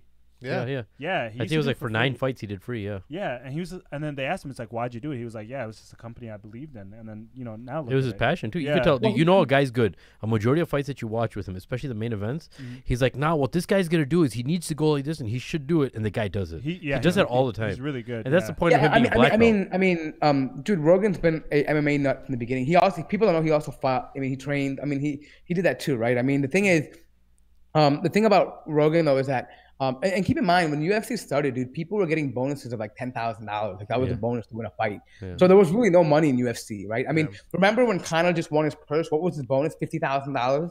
I mean, it was like, you know, when he first started, it's nothing now. Fighters are getting paid millions now to go fight, right? No, so not all fighters. Not all fighters. There's some fighters. No. I'm saying when they win, when you get to the top level fighting, I'm saying back then, dude, top level fighters like Ken Shamrock, these guys got paid like $5,000, $6,000, $8,000. Yeah. Now you compare that now. You know what I mean? Like there was no money to pay like these huge venues, dude. They were doing things at rodeos, bro. Like I mean, it was like nothing. You know what I mean? Like, so it was a different time. I think he understood that. He was just really passionate about. Guys, we gotta start talking about the ending because we're running out of time. So what do you mean? We make all the time. No. We have a schedule that we have to follow. It's Mad Monday. This is hey, Moga. Explain to me what Sim is saying. This is the so what he's saying is basically Moga, that this you're is on the the show TV. this time, we're gonna cut it short. Sim is saying. He's like, I'm right here. Moga, I can hear you. Moga, we're on TV, dog. Yeah. All right, take us into the best part, man. This is okay. Well, I mean, so this is. The best part is when the eagle takes off from the top and he flew, baby. Just flies over and then picks him up with a claw and tosses him down, right? I mean, and now everyone's hyped up. So let me just break down what happened, okay? So then we can talk about what's right and wrong. Fight ends. That guy's Dylan's still talking crap, calling him a Muslim rat, dirty Muslim rat, all these kind of things. Khabib's talking back to him. Throws his mouthpiece. Guy's still talking. Wait, before you do that, I'll let you continue. Some people were saying that they heard him talk about his wife and his kids too. Yeah, they did. Go ahead. Many of them. Yeah, a lot of dirty, foul stuff that we can't say. Yeah. Okay. Jumps the fence like an eagle, soars over him, lands on him with his claws, and the guy panics and starts punching. It gets destroyed. In the middle of the hype, it gets separated. In the middle of the hype, Conor jumps on top. Tries to but the security stops him, so he's straddling on top of the octagon. Yeah. Khabib's cousin Abu Bakr straddles too, trying to find where Khabib is. Right in the midst of all that, like he wasn't even looking at Conor McGregor. Conor sees him and tags him with a punch. Yep. No, it's not necessarily true. That's what started it all. No, dude. But I saw the video. I saw the video too. No. He comes around. That's the second guy. That's afterwards. No, that's the second guy. That's after this. We're talking about what the reason why the second guy came around is because Abu Bakr got hit. And look, you know, so if you can pull up the video, that'd be great. But anyways, the thing is, I'll send you the video later on if you can't post it here. But so that's what targeted. So and Abu Bakr swings him back, and then what happens is he comes off. They're separating it. One of the other team members jumps the fence. The guy in the black starts trying to punch him. Right? Conor actually throws some punches and pushes him back. They pull him away. Then the guy in the red jumps the fence, come back and sucker punches him from the back like twice. Boom, boom. Yeah. Right? And then Conor comes back. But the whole thing was that Conor threw that first punch, and that's the reason why when it came to press charges, Conor couldn't do it because the Las Vegas Commission pulled the tape, and they're gonna see him throw that punch. Actually, because of that, they're holding Conor's purse right now. Yeah. No. Wait, I thought they released Conor's purse. Yeah. No. Now they did. I think. No. Originally, they had the purse, and they interviewed both, and they said, okay, Conor, you're good to go. Here's your purse. You're good to get your purse. Khabib, no, you're not. We're gonna investigate you. Then when they pulled the tapes, a little while afterward, they saw that Conor threw that punch, right? And then so they pulled this, but they're holding his purse now too, pending investigation. Yes, okay. Right? Yeah. Because look, if Khabib did wrong, that's fine. But that guy that Conor punched in the beginning, he had nothing to do with what was going on, right? So it's like two wrongs. Both of them. If you're condemning one, you have to condemn the other, right? Both of them hit each other's corner, right? So that's kind of what it is. And remember that correct me if I'm wrong. Look, people have went out in the crowd before, but someone could say to you, McGregor did it. Remember when Aldo was out there? Of course, but people can say that. Look, the reason why Conor originally went out and threw that punch was because Khabib jumped out of the ring first, jumped out of the cage first. And one thing is, I think there's a few things about this. When Khabib jumped off of the cage into the crowd at Dylan Dennis, he jumped and he didn't strike him. He just jumped in that area. People moved out of the way, and Dylan Dennis, if I'm not mistaken, threw the first punch. Yes, because he thought he was going to jump on top of him. Yeah, he didn't jump on top of him though. Yeah, he missed him. Everyone moved out of the way, kind of. Yeah, he might have grazed a few people. Think about it, dude. If he was intending to drop kick him in the face, there's no way that guy would have been standing. Yeah. Right. I mean, he would have drop kicked him in the face. Would have been laid out. Right. Yeah. There's no issue. Clearly, the guy didn't want to step on his face. Yeah. Right. He just wanted to get in his face because he was talking that jump. Just like McGregor jumped over and got in people's face. Yeah. Just like Cormier jumped up and got in John Jones' face. I mean, everybody does that, right? Yeah. It happens. It's just part of the hype, and even Kavanaugh was saying on Joe Rogan's podcast, like, I'm not too concerned about Khabib jumping out of the ring. It's a fight. Like, we have to put things in perspective, right? We have to put things in perspective. Look, you can't compare this to Ron Artest going, because people are trying to compare this to Ron Artest going in the crowd and fighting. Listen, that's basketball. It's not a fighting sport. Number one, this is a fighting sport. It's a brutal sport. It's a savage. I get it. It's a savage sport, especially at times when people... There's ground and pound, there's blood and all that kind of stuff. Yeah, on the face, it seems very, very savage. Now, if someone who's a fighter, for a living he's a fighter, and people are bloody, and then he jumps out, even attempting fighting somebody else, it's not too far-fetched from what's happening in the ring. I'm not saying it's okay. I'm not saying it's okay what he did. Let's make it but clear the thing is that the problem is they didn't have to tarnish the accomplishment of Khabib just because of him jumping out of the ring and his teammates fighting. And I get it. But to be a realist here, dude, fighting is a part of this sport. So let's make something very clear here, though. First of all, Ron Artest... How are you going to act like you're professional? First of all, in this situation, Dennis was the one who threw the first punch. Yeah. So two things. First of all, if Khabib didn't jump out, though, they wouldn't have that issue. It doesn't matter. He threw the first punch. He jumped out, One second. Yeah. But he didn't jump on top of him, right? He didn't land on top of him. Dude, if you see someone jumping at you, I mean, come on. Like, are you... Yeah, but still, doesn't necessarily... Let them talk, bro. Whoever throws the first punch starts the fight. And Dennis threw the first punch. Dude, if someone's coming at me like that, dude, I totally think it's justified. I think that's one of the few things that I think Khabib went wrong here. I think you guys got to step back and look at it. Wait, there's two things here. First of all, Ron Artest was punching like fans. Yeah, yeah. Dude, no, that guy Steven, that guy Steven on ESPN, he was like Ron Artest, dude. The guy who talks like that. Dude, that was the greatest thing ever. But the thing is that Conor did not touch. Conor didn't touch a single fan. No, he didn't. Yeah. Not at all. There's no fan involved. Stop that lie. Dana White and this bullshit. I'm sorry. There's a lie, right? No, I cut it. I didn't. Bullshit. I didn't do that. It's bullshit. The thing is, that whole thing, it's all garbage, right? Secondly, Moga's right. If the guy jumps in his face, right, anyone's natural reaction would be to clock somebody. Yeah. Right. Look, in best play, Khabib should have taken that win and put it in his face and called him out on the microphone and be like, "Hey, you Dylan, you want to fight me? You come in here right now, right?" I mean, it would have been. He could have taken it. He could have dominated the whole conversation, right? Yeah. So in hindsight, even Khabib knows he's wrong because he's like, when I go home, my dad's gonna smash me. Yeah. Like a 30-year-old man from the Caucasus tongue, whose dad's gonna smash him.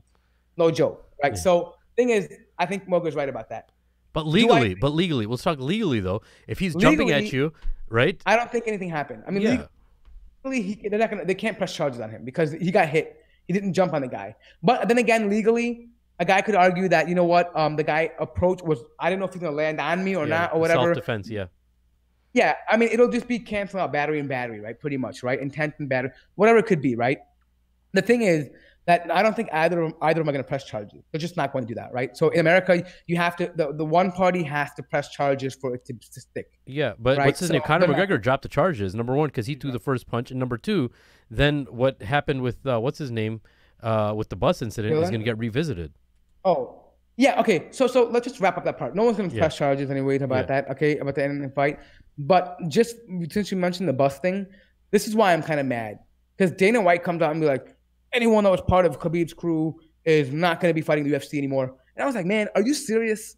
Like, you had a man, and by the way, Conor McGregor came with the guy, a plane load of people and injured fighters on a bus and ruined their chance of fighting, ruined their UFC event. And you don't threaten him with not fighting? Yeah. Like, are you out of your mind? Yeah. He goes to a Bellator event and slaps a referee. Yeah. And he's not unhinged. You know what I mean? Like, what's wrong with you? Because Khabib jumps out of a ring or someone tags Conor McGregor after he punched somebody first. We all understand it's double standards. Oh, yeah. Yeah, totally. Double standard, dude. I have my own philosophy on that, too, but I think you share the same philosophy. You know, afterwards, there was the thing on, I forget where it was, but Tyrone Woodley was talking. He said, you know, he's like, after a win, he's like, people are so hyped. Yeah. He's like, even if it did go to like the courts, he could, if he had a lawyer, he could argue like a moment of insanity. He's like, dude, because there's so much adrenaline running through you. He's like, you'll do anything. Yeah. I think that's the same reason that McGregor doesn't like. I'm sorry, not McGregor. Rogan doesn't like to interview people after their loss. Yeah. But you know what I will say though, Murtaza, you know, Conor, like, dude, he lost, but he loses well. Like, it's not just that he's so marketable that there's not going to be a problem for them to market another fight. He could lose the next 3 fights in a row, and he's just so damn marketable. He's a character. Yeah, and it's hard to get. And if they do market it, they're going to market like they did it with the Dolly incident. Yeah, they're going to market the jumping over the cage. Of what I think is going to what I think what Moga's saying is that he came out and said, "Good knock." Yeah. I can't wait for next time, right? And for me, Conor's known to do that, right? But I think what it means is he's humbled, and he has no problem admitting he's humbled. Yeah, that's one thing. Like, but not only that, I'm pretty sure his advisors told him to act positively because it's going to make you look better in this incident anyway. Yeah, I mean, even to be honest, even when he lost to Nate, he came out right away and said, you know, he was a better man. I accept my losses. Yeah. I mean, he said, and that is Conor's thing, right? I mean, he gets humbled and he learns from that. He's a smart, intelligent guy. I generally do like the way Conor fights. I don't like his arrogance right now. I feel like this humbling experience will make him a better fighter. I said that about the loss with Diaz, and I was right. He came back and it made him a better fighter. Yeah. And I think this too will also make him a better fighter. Yeah. He's learning a lesson too. By the way, Mort, you and me were the only ones in that room that were celebrating when Diaz won. Everyone else was mad at us, remember? Oh, yeah, I know. In your basement? Yeah, some guy to your right was mad at you. Yeah, listen. We were celebrating. Remember how hard we were screaming, and they were looking at us like we crazy. Anyways, sorry. That was when Conor did not make any insults against Khabib. Okay, let's just leave it. You're right. You're right. No, obviously. But what's going on now though? Now in Nevada, they're keeping Khabib's purse, and they have McGregor's purse, and they might also suspend him, right? Yeah. Well, yeah. So likely, I don't think they're going to suspend him. I was listening to all the stuff. Even Faraz is saying they're probably going to slap a heavy fine on him. If they suspend him, it probably for 3 months. Like, and that doesn't really matter because you can't fight after a fight. Especially no one really got hurt afterwards. Yeah, exactly. I mean, that's the main thing. Like if there were injuries and like riots broke out, yeah, there were a few scuffles in the lobby and the other places around Vegas, but in general, nothing really happened. Awesome. Yeah, and I just couldn't stand how everyone was saying, "Oh, it's a stain on the sport." I was like, dude, you didn't say it was a stain on the sport when he literally the smack talking. I agree with Faraz Zahabi on this. Is, dude, you're teaching kids. They're going to learn from that the thing is part of the game, and they're going to start bullying kids. You're, like, encouraging bullying. You're encouraging insulting people's families. And, okay, that doesn't put a stain on the sport. And and it's a fighting sport. Do we have to understand? Dude, it's savagery at its best, bro. And you know what? This funny thing for the listeners out there, we actually interviewed a UFC fighter when we were first starting out our podcast. His name is Ricardo Lamas. He's based out of Chicago. Shouts out to Ricardo And Lamas. this is something we were talking to him back then, 2 years ago. We're like, yo, the sport's kind of getting out of control. This is not how the sport was really meant to be. The trash talking and the unsportsmanlike conduct is just getting out of hand. And he's like, yeah, man, I'm not all about that. I just want to fight and I just want to win. And he's just a very classy guy. That's Khabib's mentality too, though. Dude, all he wants to do is just fight. That's Majority of the fighters in the MMA are not like that. That's what makes Conor so marketable. Yeah. And then other fighters see that, they want to make money, so they start doing that too. Because they're like, hey, that's the game now. The more you could talk trash, the more you're going to make money. So they all try to do that. They can't do it like he does, obviously. But you know what's crazy in all this? Like, what blows me away still is like McGregor is making what, $30 million off this fight, right? And no. Is it more? Dude, he's getting at least $50 million off this fight. Really? But dude, what's crazy? You're talking about $3 million in pay-per-view numbers, dude. Oh, for real? I mean, roughly, but yeah, they're crushing in pay-per-view. Oh, how much does Khabib get out of that? I know Khabib was like $3 million guaranteed. I think he'll get something like 30, 40 million, something like that. No, are you sure? Yeah. Are you serious? I think max. I don't think it'll surpass 10. I heard 12. He'll get more than 10. I thought it's like proportional. I thought like the amount of people he brings. So what I know is this, dude. Conor got 5 million just to show up, and Khabib got 4 million to show up. Yeah. Okay. So that's the ratio. So it's probably a 60-40 split, how I'm understanding it. Yeah. Damn, it could crazy. be. So he's gonna get paid a good amount of money. Oh, even if Conor loses, he can get paid more, bro. He got sponsorships. No, but what I mean is, even from the number, I'm talking about the fighters they get their money from the pay-per-view events. Like that's entitled to them. Even Nevada can't keep their money. It's a contract, right? So if Nevada can hold the purse, but they can't hold the pay-per-view number, the money they get from that. Okay. Right? But the problem is that takes like 8-9 months. You don't get it right away because they have to tally everything up, collect funds, right? And the problem is these guys run camps for like a whole year. They've got a lot of money in debt, right? They got to pay a lot of fighters, trainers, and then the lodging and the food and the all that stuff. It's not cheap, right? I mean, they have to pay this stuff, and so I mean, they're definitely in the hole when they're fighting. I mean, I'm sure they have some saved up money, but it's coming out of your pocket until you get your money, essentially, right? So, but yeah, I mean, look, I think you guys are right. You know what I mean? Like Conor, I mean, if they really were worried about like the stain on the sport and stuff like that, they would have limited the amount of trash talking that was going on, right? If you really care about image, right, and you really care about like being genuine to people and keeping it like, civil, then why don't you extend that to also the trash talking that you're doing, And then if you really want to, you know what I mean, like keep it like and not glorify like dumb stuff, then why are you putting that bus incident on a promo? Like, I get it. You keep saying, oh, it's a storyline. Yeah, but you're using that storyline to hype up something I mean, you're giving him, because you know what's going to happen? Other fighters will say, you know what? I want to be like Conor. Conor does all this crazy stuff, and he gets the primetime fights. He gets like the media attention. He gets the deals. People, I mean, even though he spends money in lawsuits, but the money he gets from the endorsements and the media time, he comes out on top. He makes more money, right? So all these why do you think there's people like Cody and other people following? I mean, Faraz is talking about this too. There are fighters who like a couple years ago were not behaving the way they behave, right? And now all of a sudden they're out there getting tattoos and behaving like, like morons and doing dumb things, right? Just because I think they're taking the lead from this behavior, I mean, I don't know what your thoughts are. Okay.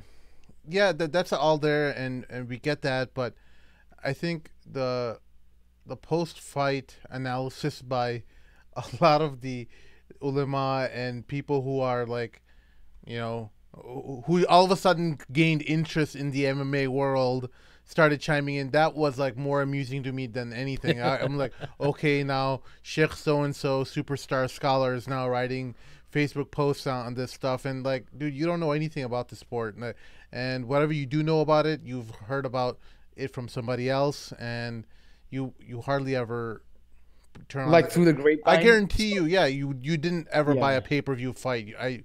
We know some of these people. We know that they wouldn't buy a pay-per-view fight of UFC. Dude, I don't even know how to buy a pay-per-view. I don't even know how do you buy it? Goes to Google. How do you look up pay-per-view fight? I don't know how to do this, man. So anyway, go ahead. Yeah, go ahead. No, I saw this one organization that was like Khabib and Conor fight and arrogance, whatever, right? And so I click, and there's a certain famous scholar, and I clicked the link, and they totally clickbaited me. Like it had nothing to do with the fight. It was just about a lecture about arrogance and like how I'm like, what a clickbait, dude! Like, well, I wanted to punch the screen. I wanted to do it. Khabib didn't jump over and like eagle claw. I mean, it was just great. Oh, by the way, Eagle claw. did you see that video I sent you guys on WhatsApp about that guy who made those videos?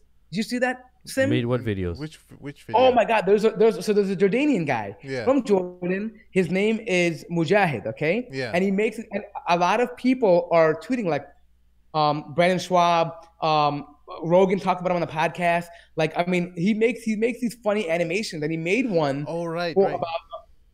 Did you see it? I didn't see that one, but I know what you're talking about. Yeah, and so he made one just about this, and it's the most hilarious thing. I tweeted out, you guys have to see it. Okay, we'll put in the description below. Yeah. I mean, it won't be immediately available, but it'll probably be available in a couple days, because it takes some time to process this video. Yeah.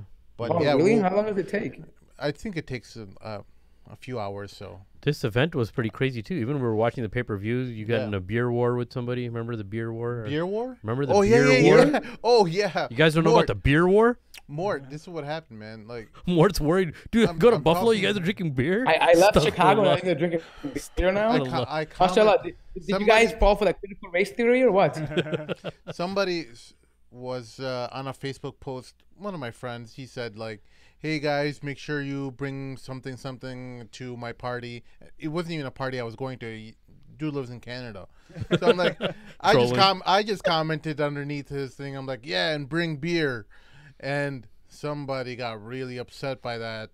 And it's like, astaghfirullah, I didn't expect a man like you, you're really well known in the community to talk like this. And I'm like, dude, like, and I just kind of blew it off. I didn't want to respond to it, and they were like, keep on going at it. And then like after like 5-6 comments, I'm like, dude, don't you have any husn done? Like you assume the best of the brother, and you assume that I'm talking about like non-alcoholic beer or ginger beer or something. Because we were drinking non-alcoholic beer. We were. We wanted to get the feel of it, So I ended up taking a picture of my non-alcoholic beer, and I replied back underneath the Facebook comment like, dude, it's non-alcoholic beer. Like, what?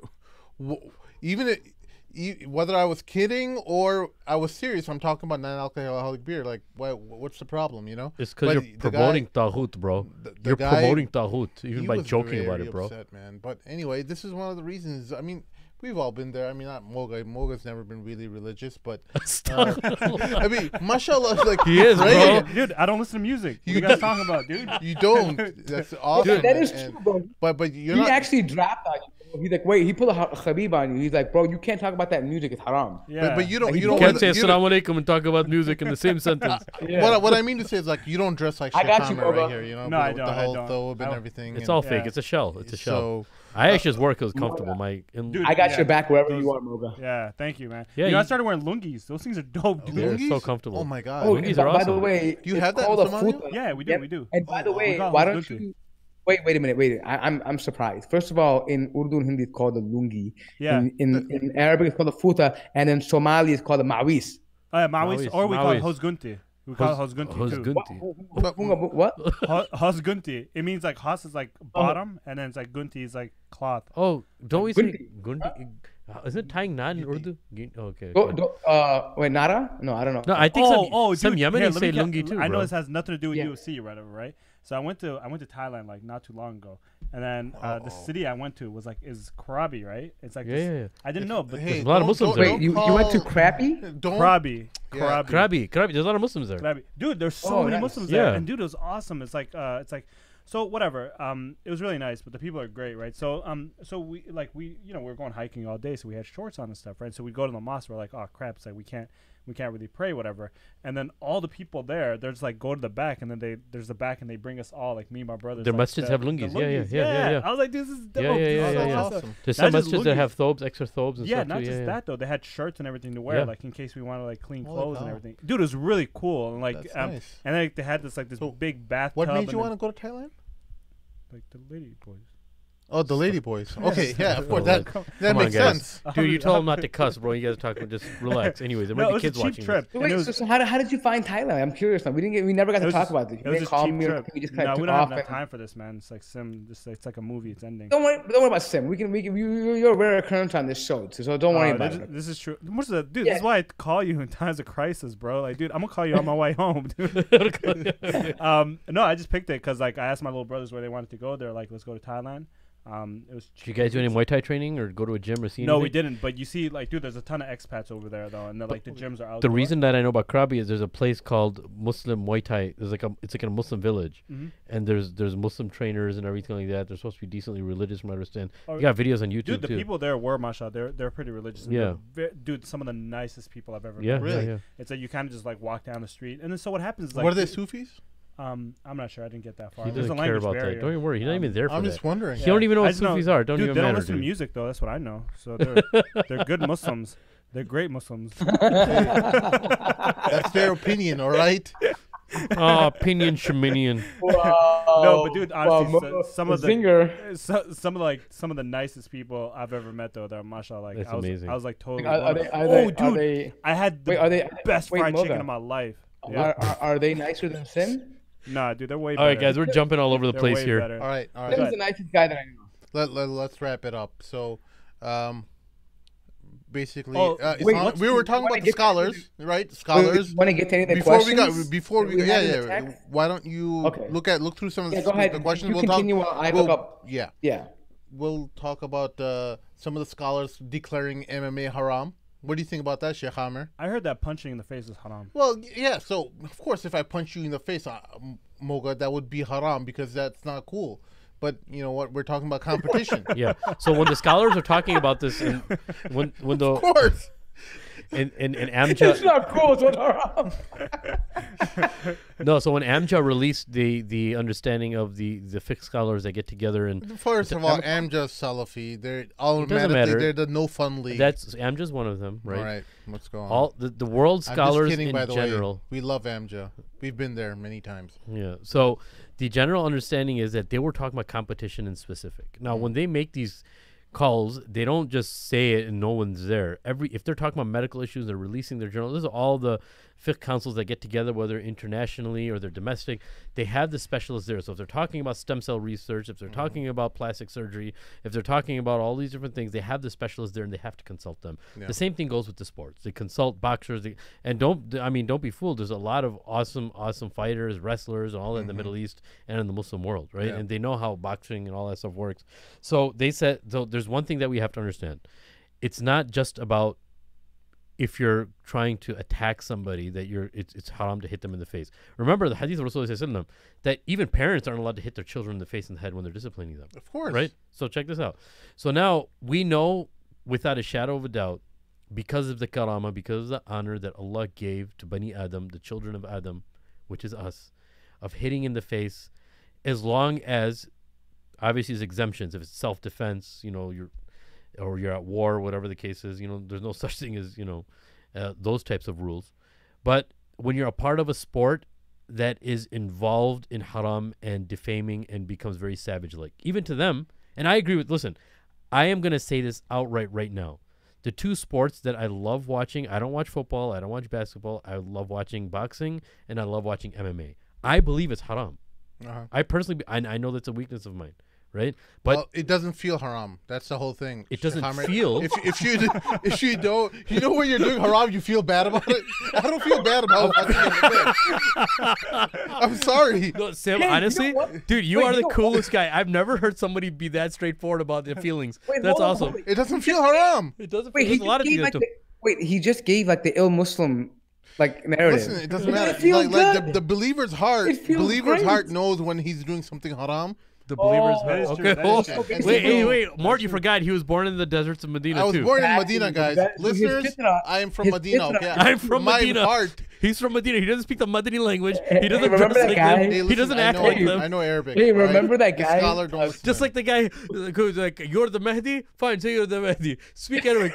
Alhamdulillah Rabbil Alameen. Ar-Rahman. Amir. That's the guy. That's the guy. Don't listen Wait, to do him. you remember that one guy with that song, Sweet Medina, Sweet? That's cringy, please. That's embarrassing, bro. No. I know that is. No. but Sim, anyway, Sim was born in Medina, mashallah. so man. look, I'm going to be Mashallah, honest bro. here. I really mean it. You're lucky. Mashallah, Amir has his opinion about this. I have talked to some other people, and this is what I've come to as a conclusion based on what they've said. That there's time and place and context for everything, right? And so, like, obviously, if you're gonna punch somebody in the face for no reason or to harm, with the intention of disgracing them, right? Meaning that you want to, out of rage and general ill will, right? More, Then it should. What? more, these guys are all the Hold same on, let me people. finish, These dude. are all the same people who You said don't- pictures, photographs are Wait. haram. 10 years ago, this is what all these guys are saying now. Yeah, but you didn't let me they're all finish. taking selfies in front of the Kaaba. Trust Brother, me, man. Sim, you're becoming Trust emotional. me, I didn't- Those they're are gonna- two they're different gonna things. Those are two finish. different things. Right now, we're talking about thing at hand. The scholars haven't Yeah. changed their position, whether They they're. just don't know. They just don't understand it. They Of don't course they do. understand the Okay, you nature- tell me. You tell me. They don't You- understand the Wait, nature of so can I competition. finish my What did point they at say least? about music? Okay, so It's a So let me- principle now. let You me didn't get the Because memo. Sim no, says so. Sim, stop. Like, listen. So here's the thing. So what they're saying is the general intention is that when they're boxing, when two people agree to box, they're not. I mean, it's not out of rage. They're competing in a sport, and so they don't feel like it's actually ill intended. Like, for example, if I go walking someone in the street and punch him in the face, it's not cool. I'm intending to harm him. There's no agreement between me and him to say, okay, we're competing in a sport. And so the way they argue is that, look, those two individuals are competing in a sport. Their main objective is not to punch his head out so he dies, right? It's not that way to harm. It's really a matter of competition, right? So they look at it and say, you know what, it's different in that sense. Dude, And it's not I point fighting. It's not point fighting where they're tapping the face. They want to knock each other out until they go unconscious. Have you ever seen hammer fist when someone's on the ground, they're hitting him like a savage? You're telling me No, that's but halal? He knows, but Because it's look, it has to competition? be- So let me ask you something. I know this is one thing he Ask brought up as away. well too. So look, if you are practicing in terms of actual wrestling and fighting in terms of somebody else, how are you going to be exposed as a warrior to fight if you don't actually get involved? They that way? want to fight a scarecrow. No, Okay? They want actually, you to I've be- talked to people. Because Oh, yeah? when I was in Egypt, Sim asked me about this. There's some Dagestani, Chichani guys there. Okay, if you guys want to be very, very straightforward, I asked them, hey, how do you guys train for the heck of it? You're Chichani? You train for the heck of it. How do you do? He said, we never touch the face because it's haram. And this is a guy who was one of the trainers. He actually trains in Egypt. He trains martial arts. Well, then you're When not I was in training. kickboxing, You're not training for real fighting because in Of real course you fighting, are. in real fighting, you get hit in the face and you got to know how to react after No, you get it's hit not in like the you face. don't get hit in the face. I'm Of course you get hit in the Whether face. it's in war or for fighting. No, not and in then war whether- anymore. Not in war anymore. Wait a minute. You're telling me when you're training Sambo, Sim. Sambo is not a full contact sport. When you army training is not full contact where you punch in the face. It's all about disarming and grappling. And plus, you got guns, you got missiles. It's very rarely that you're going to be in a fist fight. And if you're in that situation, it's a war. You have to do whatever you can. If you're in that situation of war and you train properly to fight, it's going to manifest itself when you're there to defend your life.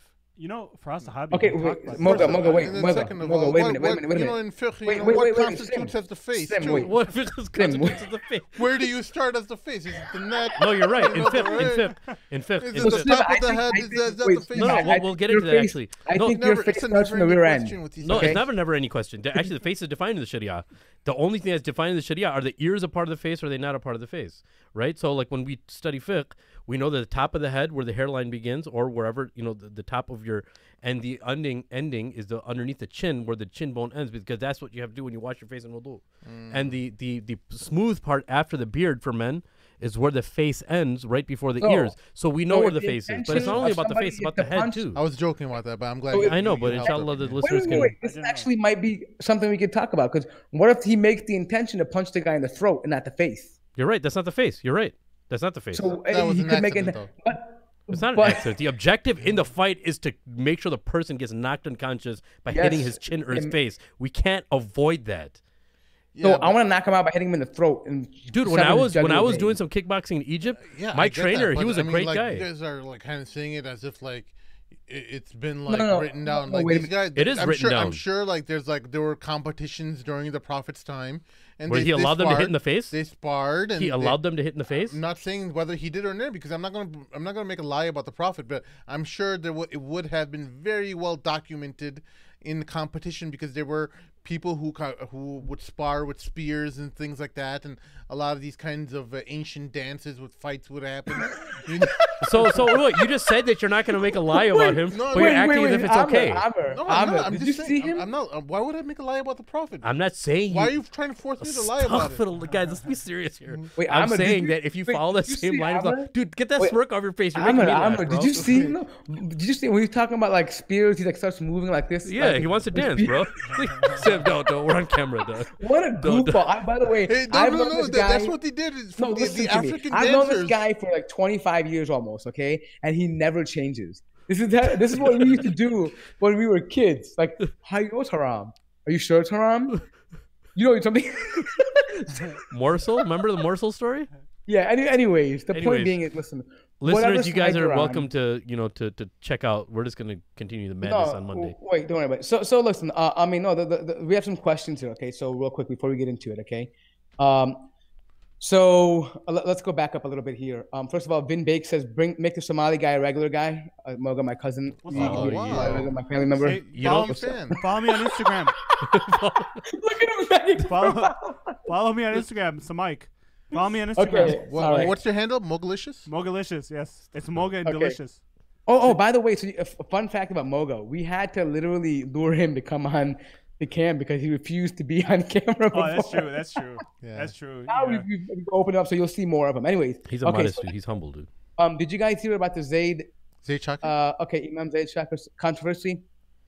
Yeah, I mean, we can talk. I'll let Amr comment on that, but I think that it's not really. Yeah, a big deal, we talked about it with Dr. Gilan. He explained a little bit about how or why he differs with Zayd Shakir regarding that issue, and how the 4 witnesses isn't really the right type of category that sexual abuse falls into. So Dr. Gilan's episode, it's on our the Mad Mamluks channel on YouTube. Make sure you check it out. I don't know exactly what. And if the fans want, we could do a roundtable. If we get enough people that say they want to do a roundtable on it, well, let's do a roundtable on it. Why not? Okay. Just to let them know. All right. If they're too lazy to read. I'm sorry, Sim. Just to clear it up. It's not reading. YouTube videos, they're not on the podcast, right? Yeah. No. Generally, I don't make them available on the podcast. This is for exclusive people who join and listen to our little gathering here. Just a little. I'm not gonna lie. I was waiting for this to be released from last week, and I was looking forward to it. Well, why would anyone care about MMA a week later or 2 weeks later? No, but this is gonna stay on YouTube channel though. Yeah, this will be on the YouTube channel. That's what he's asking too. I think. So let's moving right along. Let's go to the next question, guys. So the thing is, somebody's asking Shaykh Amir, should Muslims be encouraged to practice do jiu-jitsu and MMA, as far as training? Very good. No, so I have a special take on this as me. And I'll start off with my story in Egypt. When I was doing some kickboxing in Egypt, my trainer was, mashallah, a religious guy. Even when we did sparring, full contact sparring, but not punching the face, right? And if you do touch the face, you got to touch it lightly. You could point. It's kind of like point fighting. If you have enough control, but he would even say, even if you're fighting, you think that you're in rage and you're going to punch hard, just hit the body. And that actually makes it very difficult because someone could just be covering up the whole time. You got to get really creative to hit them on the sides or hit them on the shoulders. And one of the cool things about wearing people's arms out is punching the arms, is that the arms start to get tired and they'll start drooping eventually. Kicking was all good. Strike. Kicking the leg, we wouldn't go full force. And obviously, or you could just wear like head mask, dude. Yeah, wear a head mask, but still, you shouldn't hit the face. Why don't you get those big giant boxing gloves that are like those things hurt? Have you ever been? Because I don't think it's about pain; it's about respect. They're really it's big. not about causing pain; it's about respect too. But we'll get into that. But it's like a big smiley face, like, "Hey, we're friends." Boppers. Okay. But anyways, in jiu-jitsu, I would encourage everybody. Any type of wrestling in jiu-jitsu is important. Rasul sallam encouraged us to learn it. He told us to. So jiu-jitsu is awesome. Sparring's awesome as long as you don't hit in the face. And if you do plan for training purposes, if you feel a little zealous, then just do point. Where you're just tapping the face and not actually taking a full. Does this apply to women as well? Yeah, of course, man. Of course. Okay. And then from our brother, another mother, the mailman from Louisiana. Mashallah. What's his? Is it cool if we say his name? So what about the Muslims knocking on brother Khabib for jumping out the ring? Like there's some Muslims that are condemning him. Let me answer that. Let Moga answer that. Let Mogalicious go. So I think he messed up when he did that. right? But I think it's important to know, like, I know Khabib is Muslim and everything, and then support him whatever because he's Muslim, right? You got to be biased. But I do think you should be objective. I think when someone does mess up, I think you should be able to call them out. Of course, you're right. He's not perfect. You know what I mean? Like, what would you say if Khabib started drinking like tomorrow? I mean, would it be like, oh, he's cool, he's a Muslim, he's from Tajikistan or wherever he's from? Like, Dagestan. I don't know. It's like when he just called it Chikistan. Yeah, Tajikistan. I think he meant to say Tajikistan, but go ahead. It's Tajikistan. But I don't know. What do you guys think about that? I think we should be like objective and call people out. Yeah, I mean, if you think it's wrong, it's wrong. Yeah. I mean, that's good. I think it was unprofessional. I think I was pretty open about I that. understand why he did it. I don't don't think it was the best thing. I actually agree that he should have done that. But do I understand why he did it? Of course I understand. Yeah. Does that make it okay? No, I it doesn't make it understand okay. why he did it too. That's my because stance on it. As Muslims, though, we have to practice restraint too. No, though, it doesn't Yeah. matter. Even forget about all that. Being a good Muslim, Jazz. Okay. Bear with me for a second. Yes. Here's what I'm saying. I'm saying I just wanted to see Conor's sorry behind on stage, trying to explain away why he lost. Yeah. He would have been humbled. Had to explain like, That would have been great. That's what I don't buy that though. I don't buy that. I No, feel I'm like just saying, against I feel any kinda other wrong. fighter, everyone would have been cheering for McGregor. Who are you cheering for when they fought Mayweather? Who are you cheering for? No, when I think he's talking about Mayweather? something different. No. He's saying that he would hope that Khabib didn't do it because he wanted the interview to happen with McGregor to see how embarrassed he was after he lost and all that kind of stuff. So he was hoping that Khabib didn't I'm jump out. siding with Because I'm Khabib siding with ruined Moga all on that. this. I think Moga's right, dude. I mean, Khabib should have shown a lot of restraint. He himself knows that. Yeah. He says, "Look, when I go home, I'm getting smashed." Would have been the better option. The argument is that it's not that whether he should have done it or not. He shouldn't have done it, but we He all knows understand he did. why he did it, right? We all understand why he did it, right? I mean, it's a given, dude. When someone insults your mother, your wife, your religion, and calls you a Muslim rat, dude, I don't care how composed you are. Yeah. You're gonna jump out there. You right? got to control yourself no matter what. You can't. Yeah, I mean, essentially, you should do that. And he recognized that, but he's a human being, right? He got upset, but he's a big man. He came out and said, "I shouldn't have done it. It was my fault. I'm normally not like that if you know me." And anyone who's seen Khabib, he's always humble in the fights. He lifts his opponents up. He hugs them. Yeah. He credits them. This is the only time he didn't shake his opponent's hand or act in that manner. And I think it's a very specific reason. So brothers who are criticizing him need to understand that there's a specific reason why he behaved this way. But it doesn't excuse the fact that he should have behaved in a composed manner. He should have I think it would have been a perfect opportunity for him to take the mic to talk about why he was so adamant against not shaking hands with Conor. Yep. The and whole why he's world was upset. listening. Yeah. Right, The and then he whole could world have was listening. at that time he could have called out Dylan and said, "Hey, you're next. If you think you have that big mouth, yours coming." And he could actually could have exposed him. Yeah. This man was calling me a Muslim rat. I mean, he could have done so much at that thing. I mean, in the middle of the ring. So I think it would have been a better option for him to have not done that. Right. All right. Yeah. So So one last question. Oh wait, I'm sorry. We had one last. Even if we had have some time? comments, if you can go. Does anyone have comments or anything or good words? Well, I think we'll wrap it up. We've been here for long enough. All Sorry, right, cool. guys. We'll get to the comments next week. Just No. tune in early. Is there anything left or? Well, there's like a couple of them. I think somebody wants to get Amir's final take on what's his stance on music, like the final take. Someone's asking him. Oh, Shaykh Amir's stance? Yeah, You Shaykh don't want Amir. You don't want his stance. No. Here, I personally give believe my that opinion? I personally believe that it's not allowed, but that's Here's And I why- personally believe it's allowed. So, dude, no, you don't. Here's I remember a few times where I was watching a video on YouTube, Sim, and you're like, "Is that music?" Stuff, well, bro, music's haram, bro. So Sim said that to me. Maybe right now he knows it's. Well, I don't know, but yeah, Dude, maybe I he think changed it. it's very clear the effects music has on people. Like Yeah. I know the way it affects me, and I completely 100% believe that it is haram, especially with the music nowadays. That's fine. And guess what? We talked to Sheikh Joe Bradford about this as well. And one uniting consensus among every scholar is that when the message is haram, the music is haram. All right. Yeah. So it doesn't matter about the instruments. It doesn't matter about anything. The consensus among everyone I respect that. is that when the message is bad, Are you able to admit that? Music is Are you able to admit at least 50% plus more of scholars of Islam in the past and present believe that it's not allowed? 50%, Yeah, maybe 50% do. Yeah, Maybe. Sure.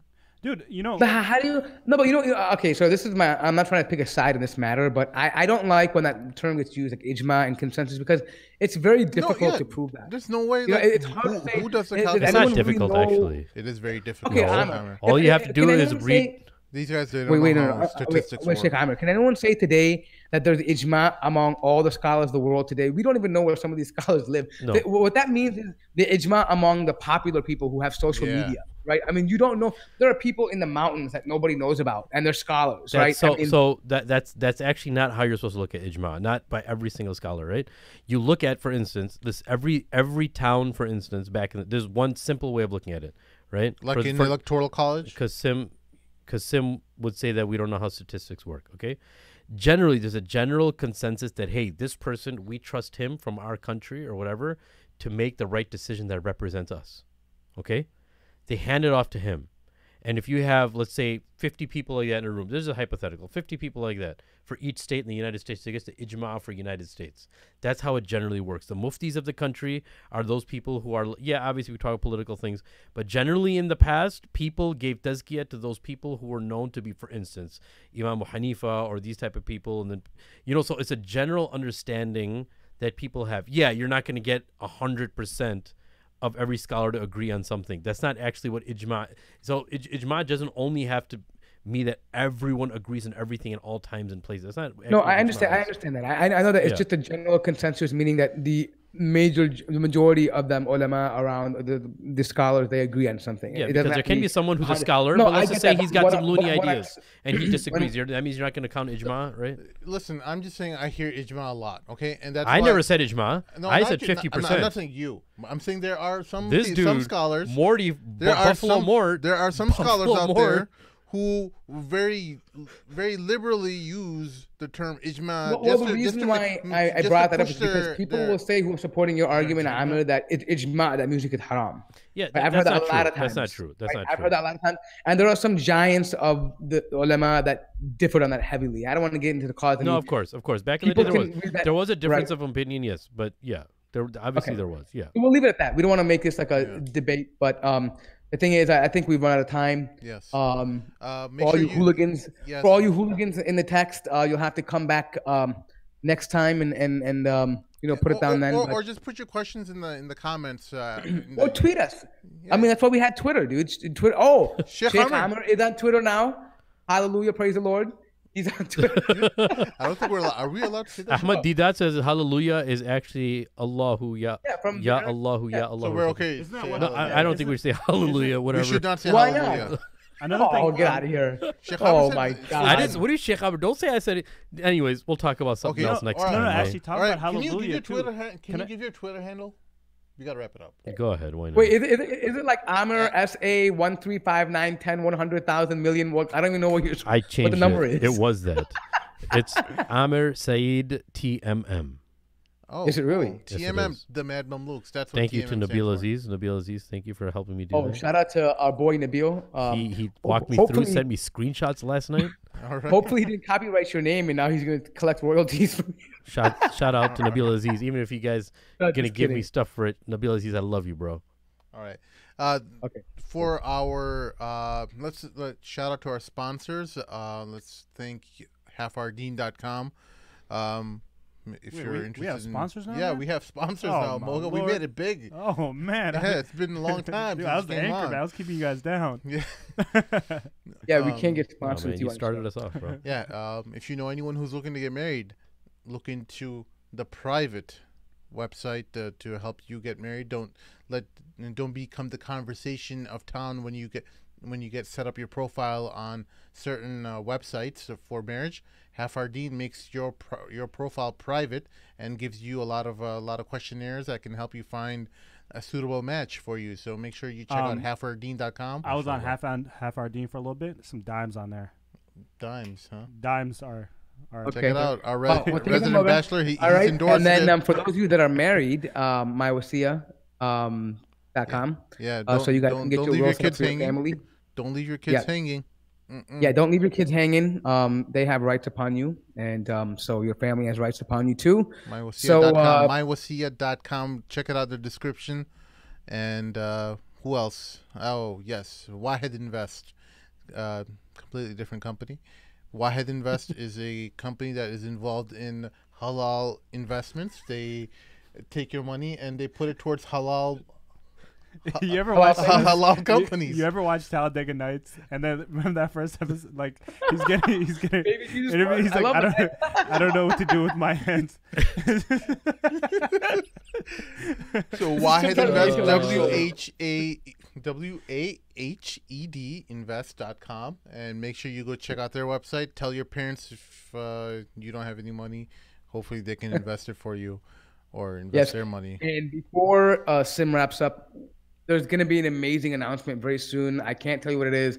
Yes. Sim keeps delaying me from this, but you gotta make some graphics. Why don't you build some graphics, man? So dude, I don't have time. All right. So Moga has a lot of time. And all right.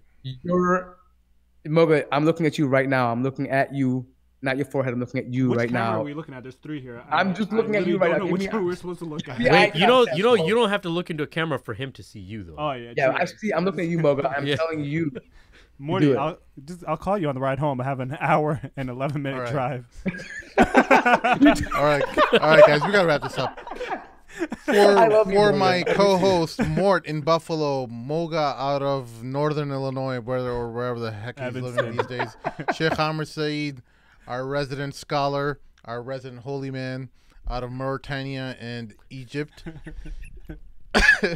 My name is Sim. And Sim from the deserts of Medina. And he's